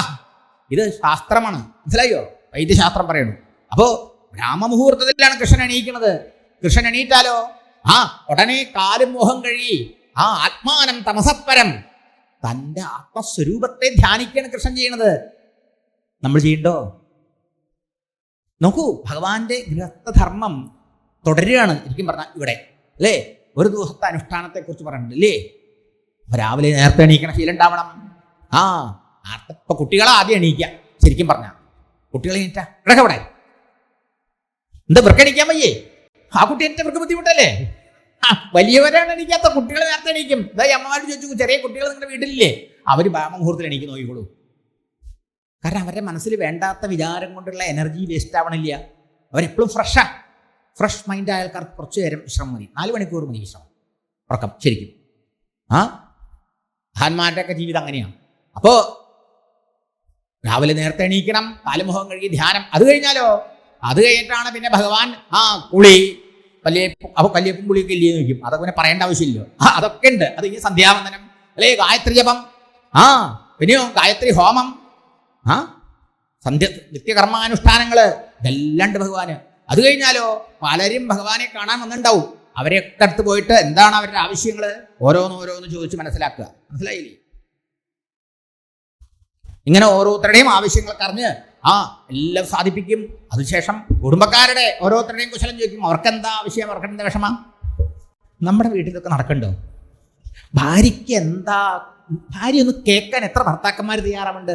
ഭർത്താവിനെ കേൾക്കാൻ എത്ര ഭാര്യമാര്? ഈ പ്രായത്തിലുള്ള പെൺകുട്ടികളെ, ടീനേജർ പ്രായത്തിലുള്ള പെൺകുട്ടികളെ എത്ര ആൾക്കാർ കേൾക്കാൻ ചെവി കൊടുക്കുന്നുണ്ട്? അവരുടെ പ്രശ്നങ്ങൾ, അവർക്ക് സ്കൂളിലും കോളേജിലൊക്കെ പോയിട്ട് അവരനുഭവിക്കുന്ന പ്രഷർ ഒന്ന് കേട്ടാൽ മതി. അമ്മയാണ് ഒന്നാം തരം കൗൺസിലർ ആവേണ്ടത്. മനസ്സിലായോ? പണ്ടൊരു മുത്തശ്ശി ഉണ്ടായിരുന്നു, എന്തും പോയി പറയാം. വപ്പി മുത്തശ്ശി ഇതൊക്കെ കേട്ട മുത്തശ്ശിയുടെ ഒരു ചിരി അവസാനം പുറത്ത് തട്ടും. ശരിയാ മക്കളെ എന്ന് പറഞ്ഞാൽ കഴിഞ്ഞു. ഇന്ന് ഫാമിലി കൗൺസിലിൻ്റെ അടുത്ത് പോവുക അല്ലേ? നിങ്ങൾ ചിന്തിച്ചു നോക്കേണ്ടതൊക്കെ. ഇതൊക്കെ നമ്മുടെ കുടുംബത്തിൽ നമ്മൾ തിരിച്ചു കൊണ്ടുവരാൻ വേണ്ടിയോ? പറ്റുമല്ലയോ? ഭാഗവതത്തിൽ ഇതൊക്കെ എടുക്കണം എന്നാ ഞാൻ പറയാം. മനസ്സിലായോ? എല്ലാവരുടെ വിഷയങ്ങളും. അതുകൊണ്ട് എന്തായി, വീട്ടിലെ അച്ഛനും അമ്മയും കേൾക്കാല്ലേ? അപ്പൊ അവര് കേൾക്കാൻ പറ്റിയ ഗേൾഫ്രണ്ടിന്റെയും ബോയ് ഫ്രണ്ടിന്റെ അടുത്തേക്ക് പോകും. Who is responsible? പാരന്റ്സ്. ശരിയോ? അതിൽ പല കെണിയിൽ വീഴും, ട്രാപ്പിൽ വീഴും, ലവ് ജിഹാദിൽ പോവും, വഴിയേറ്റി പോകും കുട്ടികള്. ഇതിനാരാ ഉത്തരവാദി? അച്ഛനും അമ്മയും തന്നെ. നമ്മള് കൃഷ്ണന്റെ ഗൃഹസ്ഥധർമ്മത്തെക്കുറിച്ച് എത്ര പറഞ്ഞാലും മതിയാവില്ല. ഇനി നമുക്ക് രാജസൂയുള്ളതുകൊണ്ട് ആയിരിക്കും പോവുക. മനസ്സിലായില്ലേ? അല്ലെങ്കിൽ വാസ്തവത്തിൽ ഈ ധർമ്മത്തെക്കുറിച്ചുള്ള ചർച്ച വളരെ വളരെ പ്രധാനപ്പെട്ടതാണ് ഇന്നത്തെ കാലഘട്ടത്തിൽ പ്രത്യേകിച്ചും. അങ്ങനെ എല്ലാം കഴിയുമ്പോഴേക്കും ഭാര്യമാര് നല്ല സ്വാദിഷ്ടമായ ഭോജനമൊക്കെ ഉണ്ടാക്കിയിട്ടുണ്ടാവും. ഭഗവാൻ അത് കഴിഞ്ഞ് സർവാലങ്കാര വിഭൂഷണവും ഭഗവാനുണ്ട് മേക്കൊക്കെ. നമുക്ക് മാത്രമല്ല, മനസ്സിലായോ? ഒക്കെ ചെയ്തോളൂ. ഭഗവാൻ വേണ്ടി ചെയ്യണമെന്ന് വിചാരിച്ചൊക്കെ ചെയ്തോളൂ. ഭഗവാൻ എന്താ പറഞ്ഞിരിക്കണത്? നിങ്ങൾ ഉണ്ണണ്ടാന്നോ, ഉറങ്ങണ്ടാന്നോ, നല്ല പണ്ടിടണ്ടാന്നോ, നല്ല പൗഡർ ഇടണ്ടാന്നോ, നല്ല ഡ്രസ് ഇടണ്ടാന്നോ ഒന്നും കൃഷ്ണൻ പറഞ്ഞിട്ടില്ല. യദ്ഗരോഷി യദശ്നാസി യജ്ജുഹോഷി തദാസിയത് യത് തപസ്സി കൗന്ദേയ തദ്ഗുരുഷു മതർപ്പണം. നീ എല്ലാം നിനക്ക് വേണ്ടത്ര ചെയ്തോ, പക്ഷെ എനിക്ക് വേണ്ടിയാണ് ചെയ്യുന്നത് എന്ന് ഓർത്തുകൊണ്ട് ചെയ്യണം. നിനക്ക് വേണ്ടി ഇത് ചെയ്താൽ പോയി പെട്ടു. മനസ്സിലായോ? കുടുങ്ങി. എന്നാ പെട്ടിൽ നിന്ന് പുറത്തു കിടന്നു. ഒന്ന് കെട്ടി പെട്ടു ഇതാ വഴി. മതർപ്പണം ഗുരു എന്നിൽ അർപ്പിച്ച് ചെയ്യൂ. ഇതല്ലേ ഭഗവാൻ ഒറ്റ മൂലി പറഞ്ഞു തന്നേക്കണേ. കൃഷ്ണാർപ്പണം. ആദ്യമൊക്കെ യാന്ത്രികാവുന്ന സാരല്യ. കൃഷ്ണാർപ്പണം എന്ന് പറഞ്ഞ് ശീലിക്കുക. എന്ത് പറഞ്ഞു കഴിയുമ്പോൾ മനസ്സിലായോ? ഒരു ഫോൺ വർത്തമാനം കഴിഞ്ഞ് അവസാനം വെക്കുമ്പോൾ കൃഷ്ണാർപ്പണ വസ്തു എന്ന് പറഞ്ഞിട്ട് വയ്ക്കൂ. മനസ്സിലായോ? ഇതൊക്കെ എന്ത് ചെയ്യുമ്പോഴും രാത്രി രാവിലെ എണീക്കുന്ന സമയത്ത് ഭഗവാനെ ഓർമ്മിക്കൂ.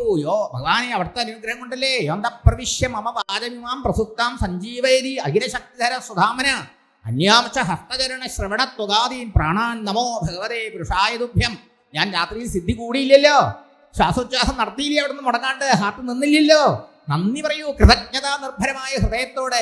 ഇന്ന് മനസ്സാ വാച കർമ്മണ ചെയ്യണതെല്ലാം എൻ്റെ കൃഷ്ണ ഗുരുവായൂരപ്പ അവിടുത്തെ സന്തോഷത്തിനായി തീരണമേ എന്നൊരു പ്രാർത്ഥന. പിന്നെ കിടന്നുറങ്ങാൻ പോണ സമയത്ത് ഭഗവാനെ ഞാൻ അങ്ങനെയൊക്കെ പറഞ്ഞു, എന്തൊക്കെയോ എൻ്റെ സ്വാർത്ഥവും എൻ്റെ ദുർവാസനയൊക്കെ കയറി വന്ന് എന്തൊക്കെയോ കുഴപ്പമാക്കിയിട്ടുണ്ട്, എന്നാലും ഭഗവാനെ എല്ലാം എൻ്റെ പാദം സമർപ്പിക്കണം, ഈ സന്തോഷിക്കണേ എന്ന് പറഞ്ഞ് ഉറങ്ങാൻ പോകും. സുഖമായിട്ട് ഉറങ്ങാം, ടെൻഷൻ പറയില്ലാതെ. ഇങ്ങനെ രാവിലെ എണീക്കുമ്പോഴും ഉറങ്ങാൻ പോകുമ്പോഴും നിങ്ങൾ ശീലിച്ചു നോക്കൂ. ഇടയ്ക്കിടയ്ക്കൊക്കെ ഓർമ്മ വരും. മനസ്സിലായോ? ഇങ്ങനെ ശീലിക്കണം. ഭഗവാൻ അതാണ് ചെയ്യുന്നത്. അത് കഴിഞ്ഞാൽ ഇന്ന് കാറാണ് ഓഫീസിൽ പോകാൻ, ഭഗവാനുണ്ട് ഓഫീസിൽ പോലെ. മനസ്സിലായോ? അപ്പൊ ദാരുകൻ തേരുമായിട്ട് വന്നു അല്ലേ? സൈക്കിൾ പിടിച്ചുകൊണ്ട് തേരിൽ കയറി പിന്നെ പോവാണ്. സുധർമ്മ എന്ന് പറഞ്ഞ മഹാസഭയില് കൃഷ്ണനെ ഒന്നാം തരം നിപുണനായ ഭരണതന്ത്രജ്ഞനായിരുന്നു, ഒന്നാം തരം അഡ്വൈസറായിരുന്നു. മനസ്സിലായോ? കൃഷ്ണന്റെ ഉപദേശം മഹാരാജാവ് ഗൃഹൻ രാജ്യം ഭരിച്ചിരുന്നത്. മനസ്സിലായില്ലേ? എല്ലാ രംഗത്തും സുധർമ്മയില് ഷഡൂർമികൾ ഉണ്ടാവില്ല എന്ന് പറയാ. വിശപ്പ്, ദാഹം, സുഖം, ദുഃഖം, ജന്മം, മരണത്തേക്ക് ഉണ്ടാവില്ല അത്ര. അങ്ങനെയൊക്കെയുള്ള അവിടേക്കും സൂതമാകത വന്തികൾ ഭഗവാനെ സ്തുതിക്കുന്നു, വാഴ്ത്തുന്നു, സേവിക്കുന്നു. അങ്ങനെ പിന്നെ രാജകീയമായ ഭരണകാര്യങ്ങൾ നടക്കും. മനസ്സിലായോ? ചർച്ചയിലേക്ക് പോകും, തീരുമാനങ്ങളിലേക്ക് പോകും. അങ്ങനെ ഇരിക്കുന്ന സമയത്താണ് ഒരു ദിവസം ഒരു രാജദൂതൻ വന്ന് മുഖം കാണിക്കാൻ നിന്നു. അനുവാദം മേടിച്ചു വന്നു, ഭഗവാന്റെ അടുത്തേക്ക് വന്നു. അതിനെ കാണുമ്പോൾ തന്നെ വളരെ പരിതാപകരമാണ് അവസ്ഥ. ആരങ്ങ് എവിടുന്നാ വരണത്, എന്താ ഉദ്ദേശം ചോദിച്ചു. അപ്പൊ ഞാൻ മാഗധത്തിൽ നിന്ന് വരെ പറഞ്ഞു. മാഗധം എന്ന് പറഞ്ഞാൽ ഇന്നത്തെ പാറ്റ്നയാണ്, വിദ്യാരാസന്റെ സ്ഥലമാണ് ഇരുന്നത്. എന്താപ്പോ വന്നത്? അല്ല, അവിടുത്തെ കുറച്ച് രാജാക്കന്മാരുടെ ഒരു അപേക്ഷയായിട്ട് വന്നതാ ഞാൻ. എന്താ അത്? 20,800 രാജാക്കന്മാരെ ഈ ജരാസന്ധൻ അക്രമം കാണിച്ച് ബന്ദിയായി പിടിച്ച് ജയിലിലടച്ചിരിക്കുക. അവർക്ക് പട്ടിണി പാവങ്ങളാ, പട്ടിണിയാണ്. ഒരാഹാരം കൊടുക്കില്ല, നല്ല വസ്ത്രം കൊടുക്കില്ല, പോരാത്തിന് നല്ല ഇടിയും. അവശരായി അവര്. ഇനിയിപ്പോൾ അവരെയൊക്കെ കാലഭൈരവന് ബലി കൊടുക്കാൻ തീരുമാനിച്ചതൊക്കെ ഇവർക്ക് മനസ്സിലായി. എന്താ കാരണം? ഒറ്റ കാരണമാണ്. ഇയാൾ ദിഗ്വിജയം നടത്തിയപ്പോൾ ഇയാളുടെ മേൽക്കോയ്മ അംഗീകരിച്ചില്ല. ജരാസന്ധൻ 10,000 ആനയുടെ ശക്തിയാണേ, 100 അക്ഷൗഹിണിയാണേ. അയാൾ ജയിക്കാൻ പ്രയാസമാണ്. അയാളുടെ വിധേയത്വത്തിന് ആവാത്തത് കൊണ്ട് ഇവരെയൊക്കെ പിടിച്ച് ജയിലിട്ട് ദ്രോഹിച്ചുകൊണ്ടിരിക്കുക. അതുകൊണ്ട് ഭഗവാനെ അവർ കേട്ടു, നരകാസുരനെ വധിച്ച് 16,100 കന്യകമാർക്ക് ജീവിതം കൊടുത്തു ഭഗവാൻ അല്ലേ? ഒരേ മുഹൂർത്തത്തിൽ 16,000 കൃഷ്ണരൂപമെടുത്തിട്ടാണ് അവരെ ഒരേ മുഹൂർത്തത്തിൽ പാണിഗ്രഹണം ചെയ്തത്. ഒരു കൃഷ്ണനല്ല. അപ്പോ ഒരു കൃഷ്ണന് 16,000 ഭാര്യമാരുണ്ടായിട്ടില്ല. ഉണ്ടോ?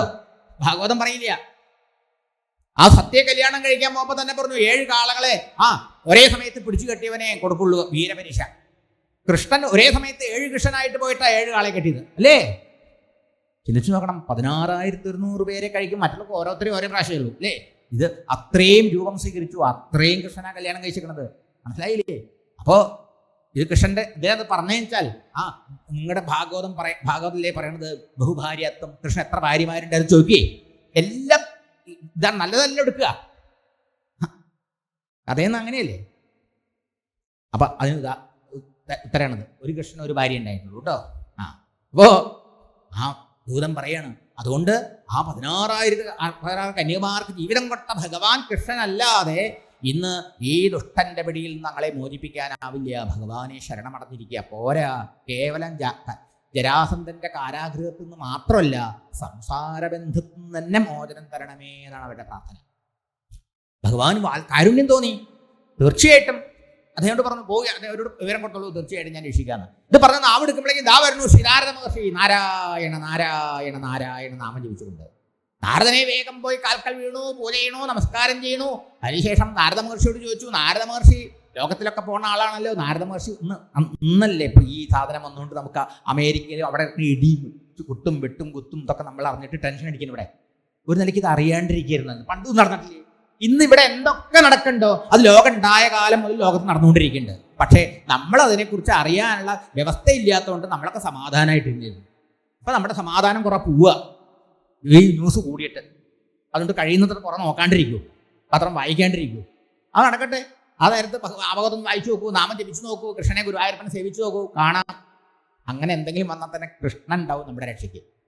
മനസ്സിലായോ? മറ്റത് ആരും ഉണ്ടാവാൻ പോണില്ല. അതുകൊണ്ട് ഈ ഭഗവാനെ ആശ്രയിച്ചു അവര്. അപ്പോൾ നാരദ മഹർഷിയോട് ചോദിക്കുക, അങ്ങ് പാണ്ഡവന്മാരുടെ പോവാറുണ്ടോ? അവരെ വല്ല വിശേഷമുണ്ടോ? ഉടനെ നാരദർ പറഞ്ഞു, ഞാൻ ഭഗവാനെ പാണ്ഡവന്മാരുടെ അടുത്തുനിന്നാണ് വരണത്. അവരുടെ ഒരു സന്ദേശമായിട്ടാണ് വരണേ. എന്താ? ധർമ്മപുത്ര മഹാരാജാവിൻ്റെ ഒരു മോഹം. എന്ത്?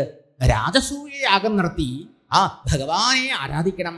ഭഗവാനെ സേവിക്കുന്നവരുടെയും സേവിക്കാത്തവരുടെയും വ്യത്യാസം ലോകത്തിന് കാണിച്ചു കൊടുക്കണം. ഭഗവാനെ ഭരിക്കുന്ന ഭക്തന് ഇഹസുഖങ്ങളും കിട്ടും, പരലോക സുഖങ്ങളും, ഇഹലോക പരലോക സുഖം കിട്ടും. വെച്ചാൽ ഭൗതികമായിട്ട് വേണ്ടതൊക്കെ കിട്ടും. പിന്നെയോ പരമശാന്തിയാകുന്ന മോക്ഷവും കൈവരിക്കാൻ സാധിക്കും. കൽപ്പതരുവാണ് അവിടുന്ന്, കൽപ്പവൃക്ഷമാണ് അവിടുന്ന്, അല്ലേ? അതുകൊണ്ട് മഹത് വിഭൂതികളെ, എല്ലാ ദേവതകളും ഭഗവാന്റെ വിഭൂതിയാണല്ലോ, ഭഗവാൻ തന്നെയാണല്ലോ. അവരൊക്കെ ആരാധിക്കണമെന്ന് മോഹമുണ്ട്. അതിന് ഭഗവാനോട് അപേക്ഷിക്കാൻ. ഭഗവാൻ വിചാരിച്ചാലേ ഒക്കെ പറ്റുള്ളൂ. തനിക്ക് അതിനുള്ള കഴിവും ശക്തിയൊന്നുമില്ല, സാമർഥ്യമില്ല. കൃഷ്ണൻ വിചാരിച്ചാൽ സാധിക്കും. അങ്ങനെയാണ്. അപ്പോൾ ഇത് കേൾക്കേണ്ട താമസം. ധർമ്മപുത്ര മഹാരാജാവിൻ്റെ രാജസൂയയുടെ ഭഗവാനുള്ള ഉത്സാഹമായി. ഭഗവാൻ പലതും ഉള്ളിൽ കണ്ടിട്ടുണ്ടാവുമല്ലോ. അപ്പോൾ ഈ അവരുടെ മന്ത്രിസഭയിൽ ഒരു അഭിപ്രായ വ്യത്യാസം വന്നു. അതെ, ഉണ്ടോനെ എന്താ പറയുക, ഉണ്ണാത്തോനല്ല കിട്ടാൻ, അല്ലേ? ഉണ്ടോനോ കിടക്കെ പല പായ കിട്ടാന്ന് പറഞ്ഞ മാതിരിയാണ്. ഇപ്പം രാജാവിൻ്റെ രാജസൂയം നടത്തൽ പിന്നെ ചെയ്താലും മതി, ഇല്ലേ? ഇവിടെ പാവങ്ങൾ ഇപ്പം എന്നോ നാളെ അയാളെ ചുട്ട് കൊല്ലുക എന്ന് പറയാൻ പറ്റില്ല, ബലി കൊടുക്കാന്ന് പറയാൻ പറ്റില്ല. അവരെ രക്ഷിക്കലല്ലേ ആദ്യം പ്രഥമ കർത്തവ്യം എന്ന അഭിപ്രായം. അപ്പോൾ ഉടനെ തൻ്റെ ഉപദേഷ്ടാവാര ശ്രീകൃഷ്ണൻ്റെ മഹാമന്ത്രി ഉദ്ധവരോട് ചോദിച്ചു. ഉദ്ധവോ ബുദ്ധിസുക്തമാം ബൃഹസ്പതിയുടെ ശിഷ്യനല്ലേ? ചോദിച്ചു, എന്താ അങ്ങയുടെ അഭിപ്രായം? ഏതിനാ ഞാൻ ആദ്യം പോകേണ്ടത്? അപ്പോൾ ഉദ്ധവൻ അതിനേക്കാളും വലിയ ഭക്തനല്ലേ, ഭഗവാന്റെ ഹൃദയം അറിയുന്നതല്ലേ. ഭഗവാനെ അവിടത്തേക്ക് തിരുവുള്ളത്തിലേറാതെ എന്താ ഉള്ളത്? അവിടുത്തെ എല്ലാം അറിയും. എങ്കിലും ഞങ്ങൾക്ക് അതിൻ്റെ ക്രെഡിറ്റ് തരാൻ വേണ്ടി ഞങ്ങളോട് പറയുക, അല്ലേ? എങ്കിലും മനുഷ്യരീത്യ ഉപദേശം ചോദിച്ചാൽ ഉപദേശം കൊടുക്കണമല്ലോ. അതിൻ്റെ ശമ്പളം കൊടുത്ത് അപ്പോയിന്റ് ചെയ്തിരിക്കണേ, ഉപദേശിക്കണ്ടേ? അതുകൊണ്ട് ഞാൻ പറയാം, ഭഗവാനെ ഇത് രണ്ട് വിഷയമല്ല, ഒരു വിഷയമാണ്. രാജസൂയത്തിന് പോയാൽ മതി. അവിടുന്ന് രാജസൂയം നടത്തണമെങ്കിൽ എല്ലാ രാജാക്കന്മാരെയും ജയിക്കണം. ദിഗ്വിജയം ചെയ്ത ഒരാൾ പോലും നമുക്ക് എതിർക്കാൻ പാടില്ല. ചക്രവർത്തിക്ക് മാത്രം നടത്താൻ പറ്റണമെന്നാണതേ. യാഗങ്ങളിൽ രാജാവാണല്ലോ. അതുകൊണ്ട് അതുപോലെയുള്ള ആൾക്കെ, രാജാക്കന്മാരിൽ രാജാവായ ആൾക്കെ അത് നടത്താൻ പറ്റുള്ളൂ. അപ്പൊ തീർച്ചയായിട്ടും ദിഗ്വിജയം ചെയ്യേണ്ടി വരും.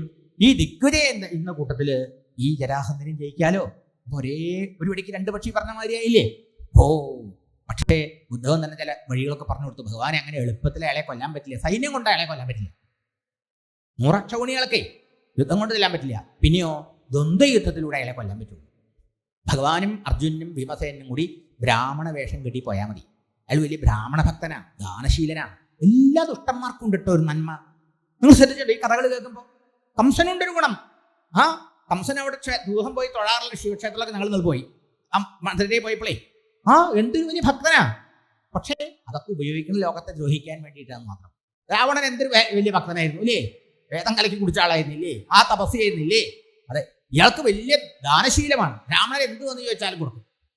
അപ്പൊ അവിടെ പോയിട്ട് അദ്ദേഹത്തിനോട് യുദ്ധം ദാനമായിട്ട് ചോദിക്കാം.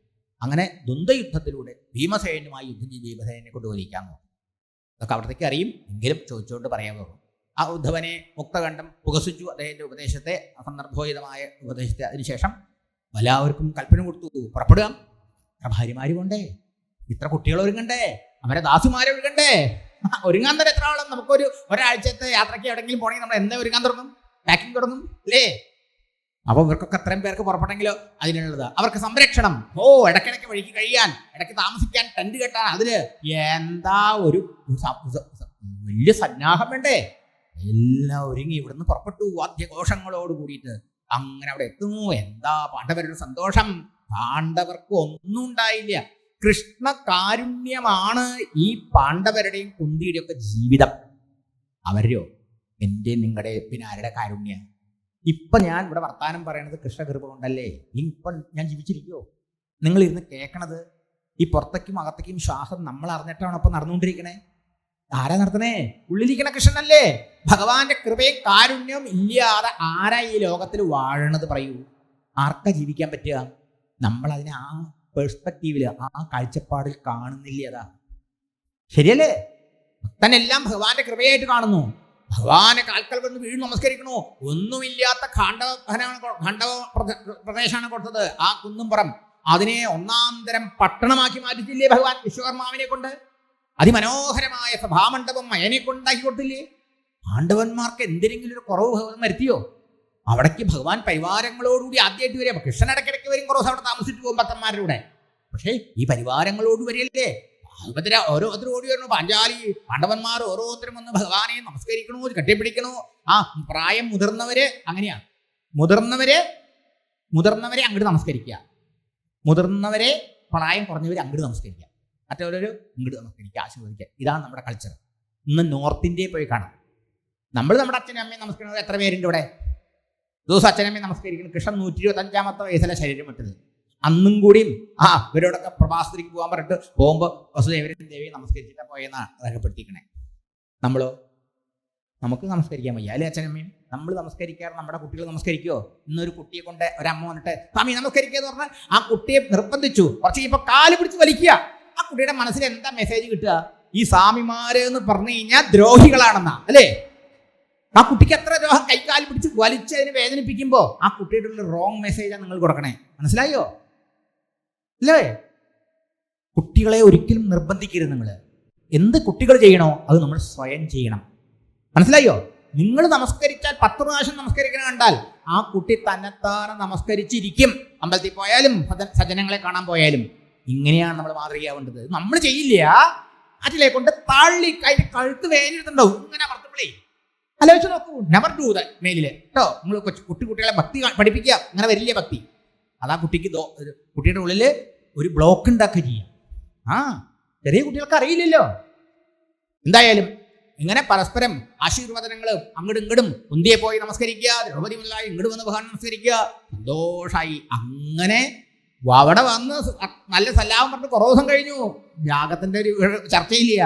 ഒരു ദിവസം ഭഗവാൻ എല്ലാവരും നിറഞ്ഞിരിക്കുന്ന സദസ്സിൽ വെച്ച് ഭഗവാൻ ചോദിക്കുക, അല്ല എന്താ അങ്ങ് രാജസൂയം നടക്കണമെന്നൊക്കെ കേട്ടിട്ട്? ഭഗവാനെ എനിക്ക് അതിനുള്ള പ്രാണിയോ കഴിവോ വലുതുണ്ടോ? ഒന്നുമില്ല. ഭഗവാനെ അവിടുത്തെ കാരുണ്യമുണ്ടെങ്കിൽ ആ ഭക്തന് ജീവിതം സാധിക്കാത്ത ഒന്നുമില്ല. അത് ലോകത്തിന് കാണിച്ചു. അതുകൊണ്ട് അവിടുത്തെ വിഭൂതികളാവുന്ന ദേവതകളെയൊക്കെ ഒരു രാജസൂയത്തിലൂടെ ഇരിക്കണം, അവിടത്തെയും ആരാധിക്കണം എന്ന് മോഹം. ഇങ്ങനൊരു മോഹം, ചെറിയൊരു മോഹമേ ഉള്ളൂ. അത് നടക്കുമെന്ന് എനിക്കറിയില്ല. അവിടുന്ന് വിചാരിച്ചാൽ നടക്കും, അവിടുന്ന് വിചാരിച്ചാൽ നടക്കാത്തതൊന്നുമില്ല. ഇത് ലോകത്തെ പഠിപ്പിക്കില്ല. അത് നടക്കും. അതാ രാജസൂയം. ഭഗവാൻ നിറഞ്ഞു നിൽക്കുക. സുദർശനമ്മയുടെ സപ്താഹത്തിൽ എങ്ങനെയാണോ അത്ര ഗംഭീരമായിട്ട് പരിപാടികൾ നടത്തുന്ന ഗുരുവായൂരപ്പൻ നേരിട്ട് എഴുന്നള്ളി ഇതുപോലെ, അല്ലെങ്കിൽ അതുപോലെ ഇവിടെ നടക്കും. ഇതുപോലെ നമ്മുടെ ഓരോരുത്തരുടെയും ജീവിതത്തിൽ കണ്ണൻ ആളായി നിന്ന് എല്ലാം നടത്തി തരും. കണ്ണൻ എന്താ നമ്മളോട് പറഞ്ഞേക്കണത്? ഞാനാണ് ഒക്കെ നടത്തുന്നത്, നീ വെറും ഒരു നിമിത്തമായി നിന്നാ മതി എന്നാ. നമ്മൾ കർത്തൃത്വം ഒക്കെ നടത്തണമെന്ന് അങ്ങടെ ഏറ്റെടുത്താൽ കണ്ണം മാറും. പിന്നെ കണ്ണം വിചാരിക്കും എൻ്റെ ആവശ്യം നിനക്കില്ലല്ലോ, നീ you are capable, you don't need me, my പ്രസൻസിലെ എൻ്റെ ആവശ്യമില്ലേ നിനക്ക്. അപ്പൊ ഭഗവാൻ മാറും. നേരെ മറിച്ച് ആ ഭഗവാന് ശരണാഗതി അടഞ്ഞാലോ, എനിക്കൊന്നും ആവില്ല ഭഗവാനെ, അവിടുത്തെ കാരുണ്യമാണ് എല്ലാത്തിനും എന്ന് അങ്ങോട്ട് വിട്ടുകൊടുത്താലോ, കണ്ണൻ എല്ലാവരുടെ ജീവിതത്തിലും, കൃഷ്ണന്റെ ജീവിതത്തിലും, പാട്ടുകാരുടെ മാത്രമല്ല, സുദർശനമ്മയുടെ മാത്രമല്ല, നമ്മുടെ എല്ലാവരുടെ ജീവിതത്തിലും വേണ്ടതല്ല ഏറ്റെടുത്ത് നടത്തും. ഇത് വലിയൊരു മെസ്സേജാണ്. ഇതൊക്കെ നമ്മൾ വീട്ടിൽ പോകുമ്പോൾ കൊണ്ടുപോകേണ്ടത് കേട്ടോ. മനസ്സിലായോ? ഇതൊക്കെ ഇവിടുന്ന് ചില പോയിന്റുകൾ കൊണ്ടുപോയിട്ട് ജീവിതത്തിൽ പകർത്തണം.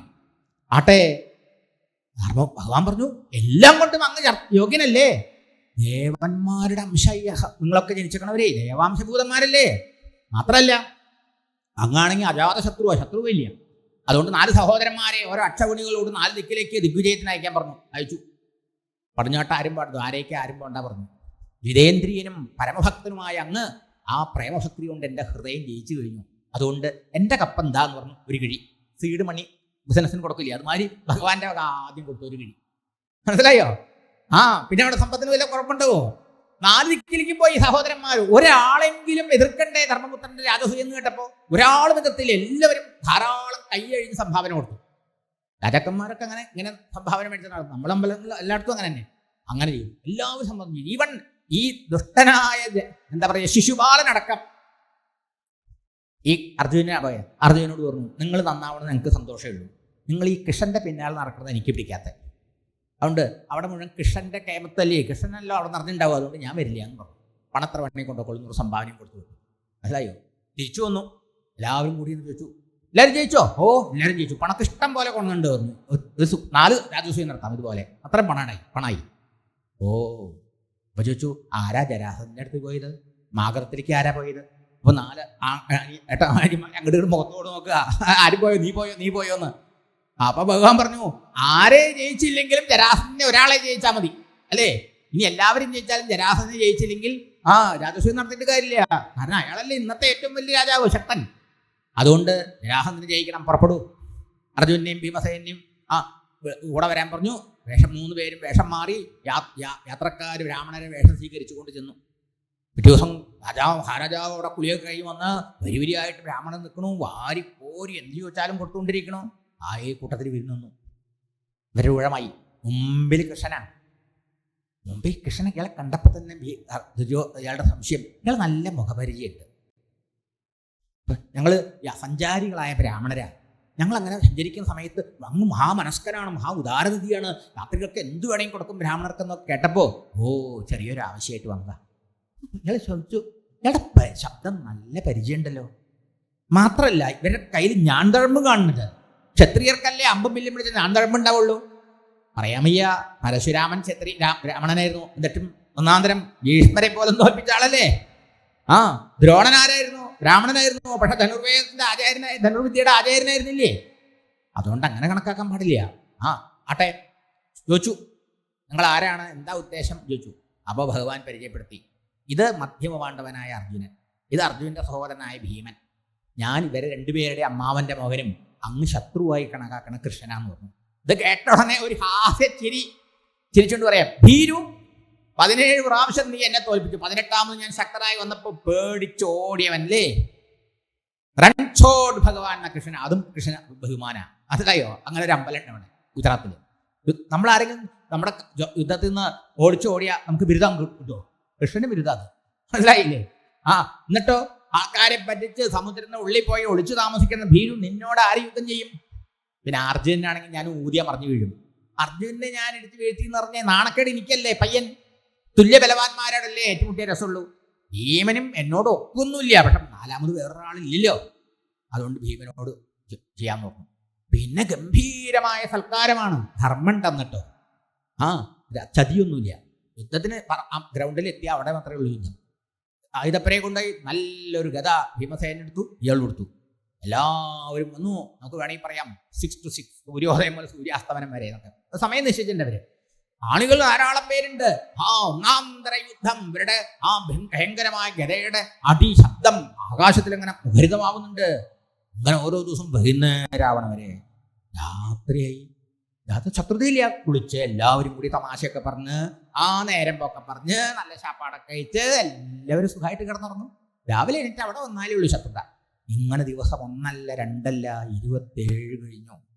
27ാം ദിവസം രാത്രി ഭീമസേനൻ പാപ്പരായി, തളർന്നു, പരവശനായി.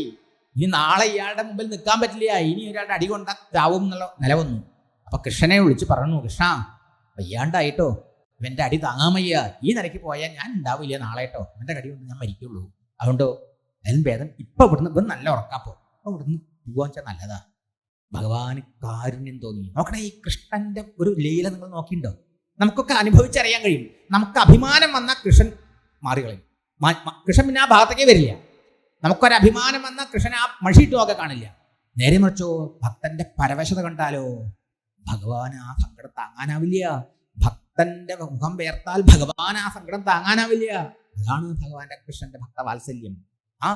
ഭീമസേനൻ പ്രകടഭക്തിയില്ല കേട്ടോ, നമ്മളെ മാതിരി പ്രകടഭക്തനല്ല ഭീമസേനൻ. ഭീമസേനൻ ഉള്ളിൽ തികച്ച കൃഷ്ണഭക്തനാ.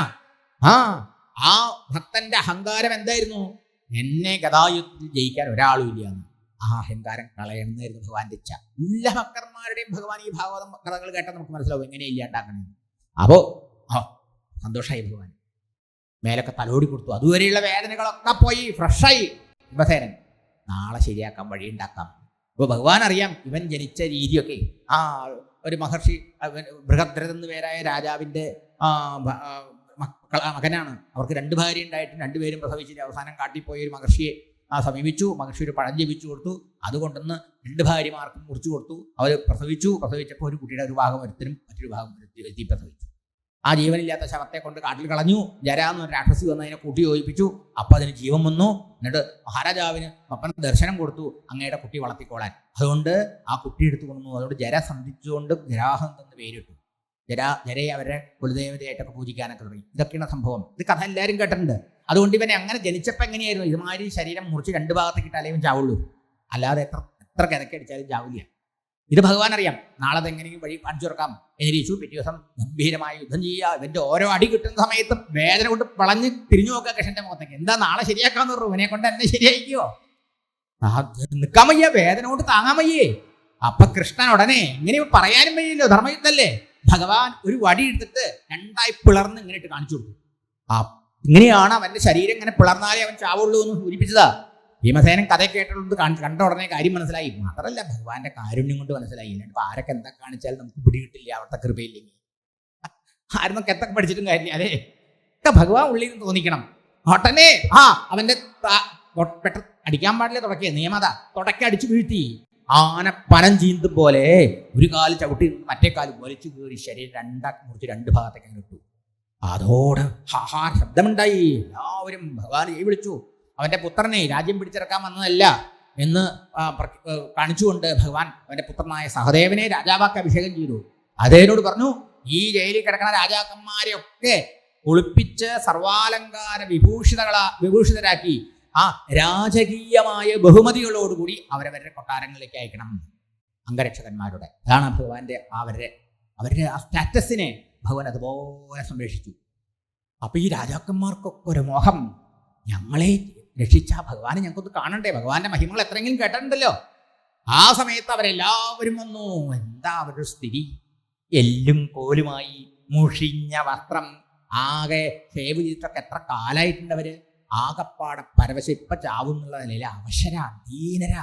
അതുകൊണ്ട് ഭഗവാൻ കാരുണ്യം തോന്നി. ഭഗവാൻ അവർക്ക് മിന്നും പൊന്നൻ കിരീടം, തരിവള കടകം, കാഞ്ചി പുഞ്ചേല മാല, ധന്യ ശ്രീവത്സ സൽക്കവസ്തു, വിടകൃതം ചാരുതോരന്തരാളം, ശംഖം ചക്രം ഗദാ പങ്കജം വിവരസും 4 തൃക്കൈകളോടുകൂടി ഭഗവാൻ ദർശനം കൊടുത്തു. മഹാവിഷ്ണു ദർശനമാണ് അവർക്കുണ്ടായത്. എല്ലാവരും ഭഗവാന്റെ പാദത്തിൽ വീണ് നമസ്കരിച്ചു. ഭഗവാനെ അനുഗ്രഹിക്കണം, അനുഗ്രഹിക്കണം. കൃഷ്ണായ വാസുദേവായ ഹരേ പരമാത്മനെ പ്രണതക്ലേശനാശായ ഗോവിന്ദായ നമോ നമ.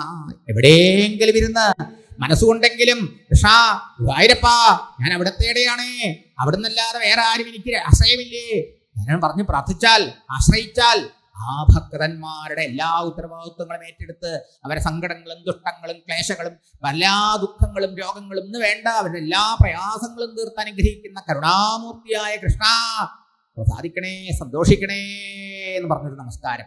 ഈ മന്ത്രമെങ്കിൽ നമ്മൾ ദിവസം ചൊല്ലിക്കൊള്ളൂ കേട്ടോ. ഈ മന്ത്രം ജപിച്ച് കൃഷ്ണനെ മനസ്സുകൊണ്ട് നമസ്കരിച്ചോളൂ. ഗുരുവായൂരപ്പനെ, ഗുരുവായൂരിൽ പോകാൻ പറ്റിയില്ലെങ്കിൽ എൻ്റെ അടുത്തേക്ക് വരും ഗുരുവായൂരപ്പൻ. അത്ര പ്രധാനപ്പെട്ടതായി ഈ മന്ത്രം. അങ്ങനെ കുറേ മന്ത്രങ്ങളുണ്ട് ഈ ഭാഗവത്തില്. പ്രാർത്ഥിച്ചു ഭഗവാനെ, അവിടുത്തെ ഭാരമായ വാത്സല്യത്തിനും കാരുണ്യത്തിനും മുമ്പിൽ നമസ്കാരം ചെയ്തു. എന്നിട്ട് പറഞ്ഞു, ഒരു നിലയ്ക്ക് ഞങ്ങൾ ഇവനോട് കടപ്പെട്ടിരിക്കുന്ന പറഞ്ഞു. എന്താ കാരണം? ഈ ജരാസന്ധൻ കാരണം ഞങ്ങൾക്കിന്ന് ഈ പ്രപഞ്ചം സംസാരം നിസ്സാരം എന്ന് ബോധ്യായി. ഞങ്ങളൊക്കെ പണത്തിൻ്റെ മേലെ പരുന്തും പറക്കില്ല എന്ന് പറഞ്ഞ അഹങ്കാരികളായ രാജാക്കന്മാരായിരുന്നു. അന്നൊന്നും കൃഷ്ണന്റെ നാമം ജപിക്കാനോ കൃഷ്ണന്റെ കഥ കേൾക്കാനോ കൃഷ്ണമഹിമ കേൾക്കാനോ ഞങ്ങൾ കൂട്ടാക്കിയിട്ടില്ല. ജരാസന്ധന്റെ ഇടികൊണ്ട് പപ്പടായ സമയത്താണ് ഇവിടെ കിടന്ന് കഷ്ടപ്പെട്ടപ്പോഴാണ് ഞങ്ങൾക്ക് മനസ്സിലായി ഞങ്ങളുടെ അധികാരവും സ്ഥാനവും മാനവും പണവും പ്രതാപമൊക്കെ തുച്ഛമാണ്. അതൊരു പഠിപ്പിക്കലല്ലേ. ചിലരെ ഭഗവാൻ ഇങ്ങനെയാട്ടോ പഠിപ്പിച്ച് ഭക്തരാക്കുക. നമ്മുടെ ഓരോരുത്തരും ജീവിതത്തെ നമുക്ക് മനസ്സിലാക്കാൻ കഴിയും അല്ലേ. കൊലവമ്പന്മാരായി നടന്ന എല്ലാരെയും കൂട്ടാക്കാതെ അങ്ങനെ അഹങ്കരിച്ച് നടന്ന ആൾക്കാരെ ജീവിതാനുഭവങ്ങളൊക്കെ പാഠം പഠിപ്പിച്ച് ഗുരുവായൂരപ്പന്റെ ഭക്തനാക്കി മാറ്റും. കാണാൻ ചിലർ ഇതൊന്നും ഇല്ലാണ്ട് തന്നെ ഭക്തനാക്കി നിർത്തേനെ. അപ്പൊ ഓരോരുത്തരുടെ കണ്ണന്റെ കളി നമുക്കറിയാൻ പറ്റില്ലല്ലോ, എന്താണ് അവിടുത്തെ ഇച്ഛാന്ന്. എന്തായാലും അവസാനം ഇപ്പൊ എന്തായി, ഇവരൊക്കെ ഭക്തന്മാരായി, സംസാരത്തിൽ വിരക്തരായ ഭക്തരായി. അതാണ് ഏറ്റവും പ്രയാസം. നമുക്ക് ഭക്തി ഉണ്ടെങ്കിൽ വിരക്തി വരുന്നില്ല. നമുക്ക് അധികാരക്കാർക്ക് വിരക്തി ഇല്ലാത്ത ഭക്തിയാ. വിരക്തി എന്ന ഭക്തിയാണ് ഉത്തമ ഭക്തി. അത്രേ ഭക്തി ഉണ്ടാവതിന് എന്തു ചെയ്യൂ കൃഷ്ണ, ഭക്തി ഉണ്ടാവൂ വിരക്തി കൊണ്ടേ എന്നാ പറഞ്ഞേ അല്ലേ. ശക്തി പോയിടുവാൻ എന്തു ചെയ്യൂ കൃഷ്ണ, ചിത്തത്തിൽ നല്ലൊരു ശുദ്ധി കൊണ്ടേ. ചിത്തശുദ്ധിക്കു ഞാൻ എന്തു ചെയ്യൂ കൃഷ്ണ. നല്ല പുണ്യകർമ്മങ്ങളെ ചെയ്തുകൊള്ളൂ, നല്ല കർമ്മങ്ങൾ ചെയ്യണം. ഭഗവതർപ്പണമായി നമ്മൾ കർമ്മം ചെയ്താൽ മാത്രമേ നമ്മുടെ മനസ്സ് ശുദ്ധമാവുള്ളൂ അല്ലേ. അതാണ്, അതിൽ ശ്രദ്ധ വേണം. ശ്രദ്ധയുണ്ടാവതിന് എന്ത് ചെയ്യുമോ കൃഷ്ണ, പുണ്യകഥകളെ കേട്ടുകൊള്ളൂ. ശബ്ദത്തിന് വന്നോളൂ, അപ്പൊ ശ്രദ്ധ വരും. മനസ്സിലായോ? സൽക്കഥ കേൾപ്പതിന് എന്ത് ചെയ്യുമോ കൃഷ്ണ, സജ്ജന സംഗതി ചെയ്തുകൊള്ളൂ. സത്സംഗത്തിന് പോകണം. മനസ്സിലായോ? സജ്ജന സംഗതിക്ക് എന്തു ചെയ്യുമോ കൃഷ്ണ, വായുപുരേശന സേവ ചെയ്യൂ. അടുത്തുള്ള ക്ഷേത്രത്തിലെങ്കിലും, തൊട്ടടുത്തുള്ള ദൂരെയുള്ള പോയി സാരില്ല, തൊട്ടടുത്തുള്ള ക്ഷേത്രത്തിൽ ദിവസം പോയി കുളിച്ചു തൊഴുത് പ്രദക്ഷിണം ചെയ്ത് കുറച്ചു നേരം നാമം ജീവിച്ച് ഭക്തന്മാരൊക്കെ വിളിച്ചു കൂട്ടി ഇരുന്ന് നാമജപം ചൊടങ്ങോ. പറ്റുമെങ്കിൽ എന്തെങ്കിലുമൊക്കെ ചെയ്യോടെ. വലുതായി പറ്റിയെങ്കിൽ സഹസ്രനാമൊക്കെ പഠിപ്പിക്കാം, അല്ല ഗീത വായിക്കാം, അല്ലെങ്കിൽ നാരായണീയം വായിക്കാം, ഇതൊന്നുമില്ലേ? എല്ലാവരും കൂടി നാമം ജപിക്കുക 1 മണിക്കൂർ, ആഴ്ചയിലൊരു ദിവസമെങ്കിലും, മാസത്തിലൊരു ദിവസമെങ്കിലും, എങ്ങനെയെങ്കിലുമൊക്കെ ചെയ്യുക. അപ്പൊ ഭഗവാൻ നമ്മൾക്ക് ഇതിനൊക്കെയുള്ള അവസരം ഉണ്ടാക്കി തരും. മനസ്സിലായോ? രാജാക്കന്മാരെ അനുഗ്രഹിച്ചു, അവരൊക്കെ ഭഗവാൻ പറഞ്ഞു, അതെ നന്നായി, എൻ്റെ അനുഗ്രഹം കൊണ്ടാണ് നിങ്ങൾക്ക് സാധിച്ചത്, നിങ്ങൾക്ക് എൻ്റെ അചഞ്ചലമായ ഭക്തി ഉണ്ടാവും, ഒന്ന് ചെയ്യണം നിങ്ങൾ, ഇത്രയും കാലം നിങ്ങൾക്ക് വേണ്ടി നിങ്ങൾ രാജ്യം ഭരിച്ചും ജീവിച്ചത് അല്ലേ, ഇനി നിങ്ങൾ പോയിട്ട് നിങ്ങളുടെ സ്വധർമ്മത്തെ എനിക്ക് വേണ്ടി ചെയ്യണം. അതാണ് യജ്ഞം അഥവാ യാഗം. കൃഷ്ണാവതാരം ഒരു യാഗയജ്ഞം എന്ന ഹോമല്ല, പിന്നെയോ യജ്ഞബുദ്ധിയോടുകൂടി ഈശ്വരാർപ്പണമായി ചെയ്യുന്ന കർമ്മത്തിന്റെ പേര് യജ്ഞം എന്ന്, യാഗമെന്ന്. അങ്ങനെ നിങ്ങൾ എന്നെ ആരാധിച്ചോളൂ, നിങ്ങൾക്ക് നിഷ്കളങ്ക ഭക്തി ഉണ്ടാവും. മഹാരാജാവിൻ്റെ യാഗസൂയത്തിന് എല്ലാവരും വരണം എന്നൊക്കെ പ്രത്യേകം ക്ഷണിക്കുകയും ചെയ്ത് ഭഗവാൻ സഹദേവന്റെ സൽക്കാരൊക്കെ സ്വീകരിച്ചുകൊണ്ട് മടങ്ങി. പങ്ക് വിളിച്ചുകൊണ്ടല്ലേ ഭഗവാൻ പാഞ്ചജന്യം വിളിച്ചുകൊണ്ട് വരുമ്പോഴേക്കും എല്ലാവർക്കും സന്തോഷം, കാര്യം ജയിച്ചു എന്നറിയാം. ധർമ്മപുത്ര മഹാരാജാവ് കൃതകൃത്യനായി നന്ദി സൂചകമായി ഭഗവാന്റെ കാൽക്കലൊന്ന് വീണു. ഇതൊക്കെ അറിയാം, എനിക്കൊരു കഴിവില്ല, ഒക്കെ അവിടുത്തെ കഴിവാണ്, അനുഗ്രഹമാണ്. അതിനുശേഷം മഹാന്മാരെ മരണമാത്രയിൽ നമ്മുടെ പാപങ്ങൾ മുഴുവൻ നശിപ്പിക്കുന്നതായിട്ടുള്ള മഹർഷിമാരാണ് അല്ലേ? വിശ്വാമിത്രൻ, അസിതൻ, ദ്വൈപായനൻ, ഭരദ്വാജൻ, സുമന്തു, ഒരു ലിസ്റ്റ് കൊടുത്തിട്ടുണ്ട് ഇവിടെ. ഇങ്ങനെയുള്ള മഹർഷിമാരാണ് അവിടെ. എന്താ? ഭഗവാനുള്ളത് കൊണ്ട് അവരൊക്കെ വന്നിക്കണത്, കൃഷ്ണനുള്ളത് കൊണ്ടാ. എല്ലാത്തിന്റെ ആദ്യവസാനം കൃഷ്ണനാണ്. മനസ്സിലായോ? ഭീഷ്മര്, ദ്രോണര്, എല്ലാവരും ധൃതരാഷ്ട്രാദികള്, കൗരവന്മാര്, സഞ്ജയന്മാര്, ബന്ധുമിത്രാദികള്, അവരോട് സ്നേഹമുള്ളവര്, ക്ഷണിക്കപ്പെട്ടവരെല്ലാവരും കോടാനുകൂടി ജനം. ഭീഷ്മദ്രോണാദികളൊക്കെ സ്നേഹത്തോടെ ഇവരൊക്കെ ആദ്യവസാനം അവർ തന്നെ ഓരോന്ന് ഏറ്റെടുത്ത് നടത്തുക, എല്ലാം കൂടെ ഏൽപ്പിച്ചു കൊടുത്തേക്കുക. പിന്നെ പ്രത്യേകിച്ച് വരണവർക്കൊക്കെ സദ്യക്ക് കുറവ് വരരുത്, ശപ്പാട് ഒന്നും നാളെ പാകം ഉണ്ടാവണം, അതുകൊണ്ട് ഭീമസേനെ അതിനേൽപ്പിച്ചു അല്ലേ? വരണവരെയൊക്കെ ശുശ്രൂഷിക്കാൻ അവർക്ക് വേണ്ട അക്കോമഡേഷൻ, അതിന്റെ കമ്മിറ്റി, ഓരോ കമ്മിറ്റി ഉണ്ടാക്കല്ലേ, ദ്രുപജ, പാഞ്ചാലി അല്ലേ? കൃഷ്ണ പാദാപനേജനെ, മഹർഷിമാരൊക്കെ വന്ന് അവരെ കാല് കഴിച്ച് അവരെ പൂജിക്കാൻ, പാദപൂജ ചെയ്യാൻ കൃഷ്ണൻ പാദപൂജ വേറെ അവർ ഉദ്ദേശിച്ചത്. പക്ഷെ ഭഗവാൻ ഇതും കഴിയും കാണിച്ചു. കാരണം പഠിപ്പിക്കുക, അവിടെ നമുക്ക് മാതൃകയാ കൃഷ്ണൻ. എന്ത്? അവരുടെ കാല് കഴുകാൻ നിങ്ങൾ തയ്യാറായാൽ നിങ്ങളുടെ കാല് കഴുകും വരരുത്. മനസ്സിലായോ? ഇവരെ നിങ്ങൾ വണങ്ങി അനുഗ്രഹം മാടിച്ചു കഴിഞ്ഞാൽ നിങ്ങളെ അവരെ വലിയ സ്ഥലത്തിരുന്ന് പൂജിക്കും. നമ്മൾ ആ പൂജ സ്വീകരിക്കാൻ തയ്യാറായി, ഇതും നമ്മൾ തയ്യാറില്ല അല്ലേ? അതും കാണിച്ചു. പൂജാരി കാര്യങ്ങൾക്ക് സഹദേവൻ ഇങ്ങനെ ഓരോരുത്തരെ കർണൻ ദാനം കൊടുക്കാൻ, കലവറയുടെ ചാർജ് ദുര്യോധൻ, ഇങ്ങനെ ഓരോരുത്തർക്കും അവരുടെ സ്വഭാവം അനുസരിച്ചൊക്കെ ഏൽപ്പിച്ചു. ആദ്യവസാനം കൃഷ്ണനാണേ. ഹോമം നടത്തിക്കൊണ്ടിരിക്കുന്ന സമയത്ത് ഇടയ്ക്കിടയ്ക്ക് അവർക്ക് സംശയം വരും. ഉടനെ കൃഷ്ണൻ ഓടിച്ചെന്നു അവർക്ക് മന്ത്രം പറഞ്ഞു കൊടുക്കാൻ. നോക്കണം, വേദസ്വരൂപനല്ലേ അവിടുന്ന്, അവിടുത്തെ നിന്നല്ലേ വേദം ഉണ്ടായത്. അപ്പോഴാണ് അവിടെ ചിലരാൾക്കാർ യാത്ര പറയുമ്പോൾ അവരെ അനുഗ്രഹിക്കാൻ പോകണം, കാലത്ത് നമസ്കരിക്കാൻ വേണ്ടി. അപ്പോഴേക്കും ധർമ്മപുത്രൻ എന്തെങ്കിലും സംശയം ഉണ്ടെങ്കിൽ അത് തീർക്കാൻ. അപ്പോഴാണ് അവിടെ വിളമ്പി എത്തിയിട്ടില്ല അത്ര ആൾക്കാർ തിരക്കൂട്ടുക. കൃഷ്ണൻ മഞ്ഞപ്പട്ട് മടക്കി കൊണ്ടുകൊണ്ട് എടുത്തുകൊണ്ടൊക്കെ വിളമ്പി കൊടുക്കാൻ. അത് ഇപ്പോഴോ ആൾക്കാർ തള്ളിക്കയറാണ് ഊണ് കഴിക്കാൻ. ഇല എടുത്തിട്ട് വേണ്ടേ? ഇല എടുക്കാൻ ആളില്ല. ഭഗവാൻ ഇല എടുക്കാൻ തയ്യാറാണ്, കളിച്ചു മെഴുകാൻ തയ്യാറാണ് കൃഷ്ണൻ. എന്തിനാ കൃഷ്ണൻ തയ്യാറാവാനത്? എവിടെയാ രാഗസൂയത്തിൽ കൃഷ്ണനില്ലാത്തൊരു രംഗം കാണാൻ സാധിക്കുക? സർവത്ര വ്യാപ്തനാണ് അവിടുന്ന്. താത്വികമായിട്ട് മാത്രമല്ല, കൃഷ്ണാവതാരത്തിൽ ഭക്തന്റെ ഈ രാഗസൂയത്തിൽ കണ്ടു. എല്ലാ രംഗത്തും എല്ലാവരും എവിടെ നോക്കിയാലും കൃഷ്ണൻ, എവിടെ നോക്കിയാലും കൃഷ്ണൻ. ഒന്നല്ലെങ്കിൽ വേറൊരു കാര്യത്തിൽ ഉത്തരവാദിത്വം ഏറ്റെടുത്തിരിക്കുക. മനസ്സിലായോ? ഇങ്ങനെ വേണം നമ്മളും. എന്നിട്ട് കൈയും കെട്ടി മാറിയിരിക്കല്ല, എല്ലായിടത്തും നമ്മുടെ ഉത്തരവാദിത്വങ്ങളൊക്കെ ഭംഗിയായിട്ട് ആക്റ്റീവായിട്ട് ഇൻവോൾവ്ഡ് ആവണം. മനസ്സിലായോ? സാക്ഷിയായിട്ട് മാറി നിൽക്കില്ല. സാക്ഷിയായിട്ട് നിൽക്കുന്നത് ധ്യാനിക്കുമ്പോൾ ഉള്ളിൽ മാറി നിൽക്കാം, പുറത്തൊക്കെ സാക്ഷിയായി നിൽക്കാൻ പാടില്ല. മനസ്സിലായോ? ആക്റ്റീവ് ഇൻവോൾവ്മെന്റ് വേണം. അതും കൃഷ്ണൻ പഠിപ്പിച്ചു. അത് കഴിഞ്ഞു സദസ്സിലുള്ള സദസ്സമുഖന്മാരെയൊക്കെ പൂജിച്ചു. അതുപോലെ സോമലത ഹോമം ചെയ്ത് അതിന്റെ തീർത്ഥം സേവിക്കണ ആ ദിവസം എല്ലാ മഹാന്മാരെയും സേവിച്ചു, പൂജിച്ചു. ഇനി ഏറ്റവും ശ്രേഷ്ഠനായ ആളെ അഗ്രാസനത്തെത്തി പൂജിക്കണം. അതിനാരെയാ വേണ്ടതെന്നാണ്. അപ്പൊ നേരത്തെ തന്നെ തീരുമാനിച്ചിട്ടുണ്ടായിരുന്നു, ഇല്ലാണ്ടല്ല. എങ്കിലും അവിടെ ചർച്ച ചെയ്തപ്പോ ഏറ്റവും വിവരമുള്ള ആള് സഹദേവനത്രേ. പ്രായം കൊണ്ട് ചെറുതാ, അറിവുകൊണ്ട് വലിയവനത്രേ. അദ്ദേഹം പറഞ്ഞു, മഹാജ്ഞാനിയാ, എന്താ നിങ്ങൾ സംശയിക്കണം? എങ്ങനെ? കൃഷ്ണൻ ഇവിടെ ഉള്ളപ്പോ വേറൊരാളെ അന്വേഷിക്കാൻ പാടുവോ? ഐതദാത്മ്യമിതം ജഗത്. ഏതൊരു പരമാത്മാവാണോ ഈശ്വരനാണോ ഈ പ്രപഞ്ചമായിരിക്കുന്നത്, ആ പരമാത്മ ഭഗവാനാണ് കൃഷ്ണൻ. സച്ചിദാനന്ദ വിഗ്രഹനാണ് കൃഷ്ണൻ. ഈ കൃഷ്ണനെ പൂജിച്ചാൽ എല്ലാ ദേവതകളെയും പൂജിച്ചു. ഇവന്റെ സ്വരൂപമാണ് എല്ലാ ദേവന്മാര്, എല്ലാരും ഇവനാണ്. കൃഷ്ണൻ പറഞ്ഞോ ഗീതയിൽ ഇത്? അഹം ക്രതുരഹം യജ്ഞഃ സ്വധാഹമഹം ഔഷധം മന്ത്രോഹമഹമേ വാജ്യം അഹമഗ്നിരഹം ഹുതം. അഗ്നിയും ഹോമിക്കുന്ന ദ്രവ്യങ്ങളും അതിലുപയോഗിക്കുന്ന മന്ത്രങ്ങളും ഋത്വിക്കുകളും തന്ത്രവും മന്ത്രവും എല്ലാം ഞാനാണ്. ചെറുതും വലുതുമായ യാഗങ്ങള് അല്ലേ എല്ലാം പറഞ്ഞോ, സ്മൃതിയിലും ശ്രുതിയിലും പറഞ്ഞ എല്ലാം ഞാൻ തന്നെയാണ് പറഞ്ഞോ ഇല്ലേ അവിടുന്ന് പറയണ്ടേ ഇതല്ല അല്ലേ? പക്ഷേ അത് മറന്നു. പക്ഷേ അത് ഉൾക്കൊണ്ടവനാണ് ആര്? സഹദേവൻ പറയുന്നു. അതുകൊണ്ട് ഏകേവാദ്വിതീയോസൗ, ഈ കൃഷ്ണനല്ലാതെ ഇവിടെ ജഗത്തിൽ വലുതുണ്ടോ? അവനാണ് സർവസ്വമായിരിക്കുന്നത്. അവനെ സേവിച്ചാൽ എല്ലാവരെയും സേവിച്ചു, എല്ലാവർക്കും സന്തോഷമായി. എങ്കിലും മുതത്തിനോട് ഭീഷ്മരും അതിനെ അനുമോദിച്ചു. അങ്ങനെ എത്രയോ കാലം മുമ്പ് പ്രതീക്ഷിച്ചിരുന്നല്ലേ ഈ മോഹം. ഭഗവാനെ അഗ്രാസനത്തിലിരുത്തി ആ ധർമ്മപത്നിയായ ആ പഞ്ചാലിയോടുകൂടി സ്വർണ്ണക്കലശിൽ പൂജിച്ചു വെച്ചത് ആ വെള്ളമെടുത്തുകൊണ്ട് ഭഗവാനെ അഭിഷേകം ചെയ്യണു. ആദ്യം വീണത് ആനന്ദ കണ്ണീര് കൊണ്ടുള്ള അഭിഷേകം അത്രേ. കൃതകൃത്യനായി താൻ അദ്ദേഹം പൂജയൊക്കെ ചെയ്തു. സർവാലങ്കാരങ്ങളും കൊടുത്ത് നൈവേദ്യങ്ങളൊക്കെ കൊണ്ട് ഭഗവാനെ ആരതി വീഴുന്നു. സന്തോഷാധിക്യം കൊണ്ട് നിറഞ്ഞ കണ്ണീര് കൊണ്ട് ധർമ്മപുത്രൻ പലർക്കും കാണാൻ പോലും കഴിയാതായി. എന്തായാലും വളരെ വളരെ സന്തോഷമായി, ധന്യമായി. എല്ലാവരും ഭക്തന്റെ മഹിമയെ, ഭക്തന്റെ ആ ഭാഗ്യത്തെക്കുറിച്ച്, ഭഗവാന്റെ വാത്സല്യത്തെക്കുറിച്ച്, അനുഗ്രഹമയെക്കുറിച്ചൊക്കെ വാഴ്ത്തി. കൃഷ്ണ ഗുണവർണ്ണന ജാതം മന്യൂന്ന്. ഭഗവാന്റെ മഹിമ കേട്ട മനസ്സ് നേരെയല്ലേ വേണ്ടത്? ഇവിടെ ഒരുത്തൻ ദേഷ്യം വന്നു പറയും. അതാരാ? വരില്ല എന്ന് പറഞ്ഞിട്ടും വന്നു ശിശുപാലൻ. ശിശുപാലന് എത്രയാ ദേഷ്യമില്ലേ കൃഷ്ണനോട്? തനിക്ക് നിശ്ചയിച്ച പെണ്ണിനെ അന്ന് കട്ടുകൊണ്ടുപോയവനാ അല്ലേ? എത്രക്കുണ്ട് കൃഷ്ണനോട്? എപ്പോഴും അവസരം നോക്കിയിരിക്കുക.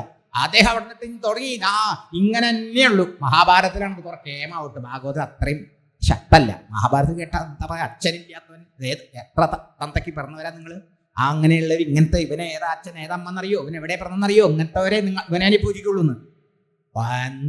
എന്ത് മോശമായിട്ടാണ് പറയണത്. നമ്മുടെ ഭാഷ തറ ലാംഗ്വേജ് എന്നൊക്കെ പറയില്ലേ? അങ്ങനെയൊക്കെ മഹാഭാരതത്തിൽ ശിശുപാലൻ ചീത്ത വിളിക്കുന്നത്.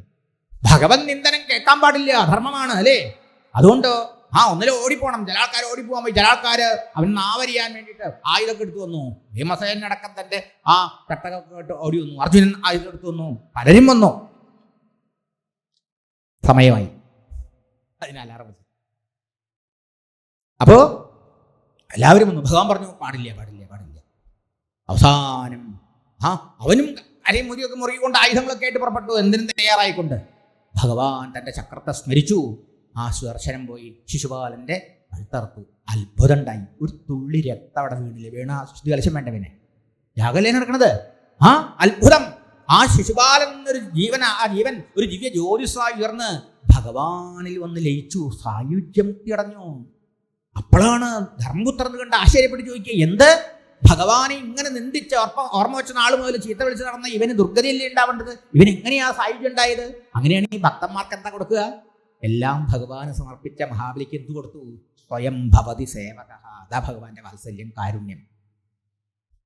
അപ്പൊ പറഞ്ഞു എന്തുകൊണ്ട് അവന് സാധിച്ചു? 3 ജന്മങ്ങളായിട്ട് പുറത്തേക്ക് വെറുപ്പും വിദ്വേഷമാണ് കാണിക്കണമെങ്കിൽ നമ്മളെക്കാളൊക്കെ തീവ്രമായ ഭഗവത് സ്മരണയാണ് ശിശുപാലനുണ്ടായത്. വൈകുണ്ഠത്തില് ഭഗവാന്റെ പാറാവുകാരായ ദേവജയന്മാരിൽ ജയനാണവൻ. സനകാദി മഹർഷിമാരും ആ സമയത്ത് തടഞ്ഞതാണ്. അവരെ ശാപം കൊണ്ട് അസുരരാവണ്ടി വന്നതാണ് ആ വാസന ക്ഷയിച്ച് തീരാൻ. ആ വാസന എങ്ങനെ പോവുക? നമ്മുടെ വാസന, ദുർവാസന സംഹാരത്തിനുള്ള ഔഷധം എന്താ? കുടിക്കലല്ല, കൃഷ്ണനാമജപം, കൃഷ്ണസ്മരണ. നാമം ഒരുപക്ഷെ ചുണ്ടോണ്ട് ചെയ്തു എന്ന് വരാം. നമ്മൾ മനസ്സ് ഭഗവാനെ സ്മരിക്കലാണ്. നിരന്തര ഭഗവത് സ്മരണയാണ് വിഷയസ്മരണ കൊണ്ട് ഉണ്ടായ ഈ ദുർവാസനകളെ കരിച്ചു കളയാനുള്ള മരുന്ന്. തീവ്രമായി 3 ജന്മം കൃഷ്ണനെ തന്നെ സ്മരിച്ച് സ്മരിച്ച് സ്മരിച്ച് ഈ ഏതൊരു ദുർവാസനയാണോ വൈകുണ്ഠത്തിൽ നിന്ന് കീഴ്പോട്ട് വരാൻ കാരണമായത്, ആ വാസനകൾ മുഴുവൻ നീങ്ങി മനസ്സ് നിർമ്മലവും പരിശുദ്ധമായപ്പോഴോ നമ്മളെയും കൂടി പഠിപ്പിക്കരുത്. ഇതൊക്കെ കഥ പണ്ടത്തെ. ഇതിൻ്റെ സന്ദേശം എനിക്കും നിങ്ങൾക്കും എന്നും എടുക്കേണ്ടതാ. ഇങ്ങനെ ഭാഗവതം കേട്ടാൽ നമുക്ക് കുറെ മാറ്റം ഉണ്ടാവും. ഈ പണ്ടത്തെ കഥയായിട്ട് നമ്മൾ കേട്ടുപോകും. ശിശുപാലൻ രക്ഷപ്പെട്ടു. നമ്മൾ ഇവിടെ തന്നെ ഇരുന്നാൽ മതിയോ? നമ്മൾ രക്ഷപ്പെടണ്ടേ? ഈ ദുർവാസന നമ്മുടെ ഉള്ളിൽ, വാസന ഒന്ന് മാത്രമാണ് നമ്മളെ ഭഗവാന് ഭ്രഷ്ടരാക്കണത്. മനസ്സിലായോ? നമ്മുടെ ഹൃദയത്തിലുണ്ട് ഭഗവാൻ. ഈ വാസനകൾ ഉണ്ടാക്കണ വിചാരങ്ങളിൽ കുടുങ്ങിപ്പോവുക നമ്മൾ. ഈ വാസനകളെ ക്ഷയിപ്പിക്കണം. വാസന പ്രക്ഷയോ മോക്ഷാണ്. അതെങ്ങനെ സാധിക്കും? നിരന്തര ഹരിസ്മരണ, ഭഗവത് സ്മരണയാണ്. തീവ്രത എത്ര ഉണ്ടാവും അത്രത്തോളം നശിക്കും. നാരദൻ തന്നെ പറയുന്നുണ്ട്, കാമാ ക്രോധാൽ ഭയാൽ ദ്വേഷാൽ. കാമം കൊണ്ടും ക്രോധം കൊണ്ടും ദേഷ്യം കൊണ്ടും ഭയം കൊണ്ടും ഐക്യം കൊണ്ടൊക്കെ അനേക ആൾക്കാർ ഭഗവാനെ അടഞ്ഞിട്ടുണ്ട്. അതിന് ഉദാഹരണങ്ങളും പറഞ്ഞു. പക്ഷേ വിദ്വേഷഭാവത്തോടെ ഭഗവാനെ സ്മരിക്കുന്നവർക്ക് വേഗം വാസന ക്ഷയിച്ച് ഭഗവത് സായുജ്യം സാധിക്കുന്ന പോലെ തഥാ ഭക്തിയോഗേന ഇതിമേ നിശ്ചിതാമതി. നാരദന്റെ അഭിപ്രായം. അത്ര എളുപ്പത്തിൽ ഭക്തി കൊണ്ട് സാധിക്കില്ല. അതിലും ശക്തിയാണത്രേ എന്ത്? വിദ്വേഷത്തോടെ സ്മരിക്കാൻ. അതാണ് ഇവന്റെ സൗഭാഗ്യം. ഇങ്ങനെ പറഞ്ഞു. ആ അനുഗ്രഹീതായ രംഗം. പിന്നെ ഭഗവാൻ രാജകീയമായി ജരാസന്ധന്റെ ആൾക്കാരൊക്കെ ശിശുപാലന്റെ ആൾക്കാരൊക്കെ പോയെങ്കിലും അവനെ രാജകീയമായി രാജാവിന്റെ കൊട്ടാരത്തിലേക്ക് അയച്ച് സംസ്കാരകർമ്മം ചെയ്യിച്ചു. ഭഗവാന്റെ മഹത്വം നോക്ക്, ആലോചിച്ച് നോക്കൂ ആ റെസ്പെക്ട് വന്നിട്ടും. അതിനുശേഷം അവർ സ്നാനം ചെയ്തു. ഋഷീശ്വരന്മാരെല്ലാവരും അനുഗ്രഹിച്ചു, ഭഗവാനും അനുഗ്രഹിച്ചു. ബ്രാഹ്മണരുടെയും ക്ഷത്രിയരുടെയും അതുപോലെ ഭക്തന്മാരെ നടുക്ക് ശോഭിച്ചു. ധർമ്മപുത്രൻ എങ്ങനെ? ആകാശത്ത് എരിഞ്ഞു നിൽക്കുന്ന നക്ഷത്രങ്ങളുടെ നടുക്ക് പൂർണ്ണചന്ദ്രൻ എന്ന പോലെ. അങ്ങനെ ഭഗവാന്റെ കൃപ, ഭഗവാന്റെ വാത്സല്യം, ഭഗവാന്റെ കാരുണ്യം, തന്നെ സ്നേഹിച്ചാൽ, ആശ്രയിച്ചാൽ, വിശ്വസിച്ചാൽ അവർക്ക് എന്താണ് ലൗകികമായ ആഗ്രഹമുണ്ടോ അതും ഭഗവാൻ സാധിക്കും. ആ ലൗകികമായതിന്റെ അല്പത്വം, നിസ്സാരത ഈ കൃഷ്ണൻ തന്നെ നമുക്ക് ഇന്നല്ലെങ്കിൽ നാളെ ബോധ്യപ്പെടുത്തി അവസാനം ആ കൃഷ്ണൻ മതി എനിക്കിനി എനിക്ക് ലോകയുഗം വേണ്ട എന്നാക്കി തീർത്ത് ആ സായുജ്യം തന്നെ അനുഗ്രഹിക്കും ഭഗവാൻ എന്ന് നമ്മെ സത്യം ചെയ്ത് കാണിച്ചു തന്നുകൊണ്ടാണ് ഈ രാധസൂയ രംഗം ഇവിടെ തൽക്കാലം ഭഗവാന്റെ പാദത്തിൽ സമർപ്പിക്കുന്നത്.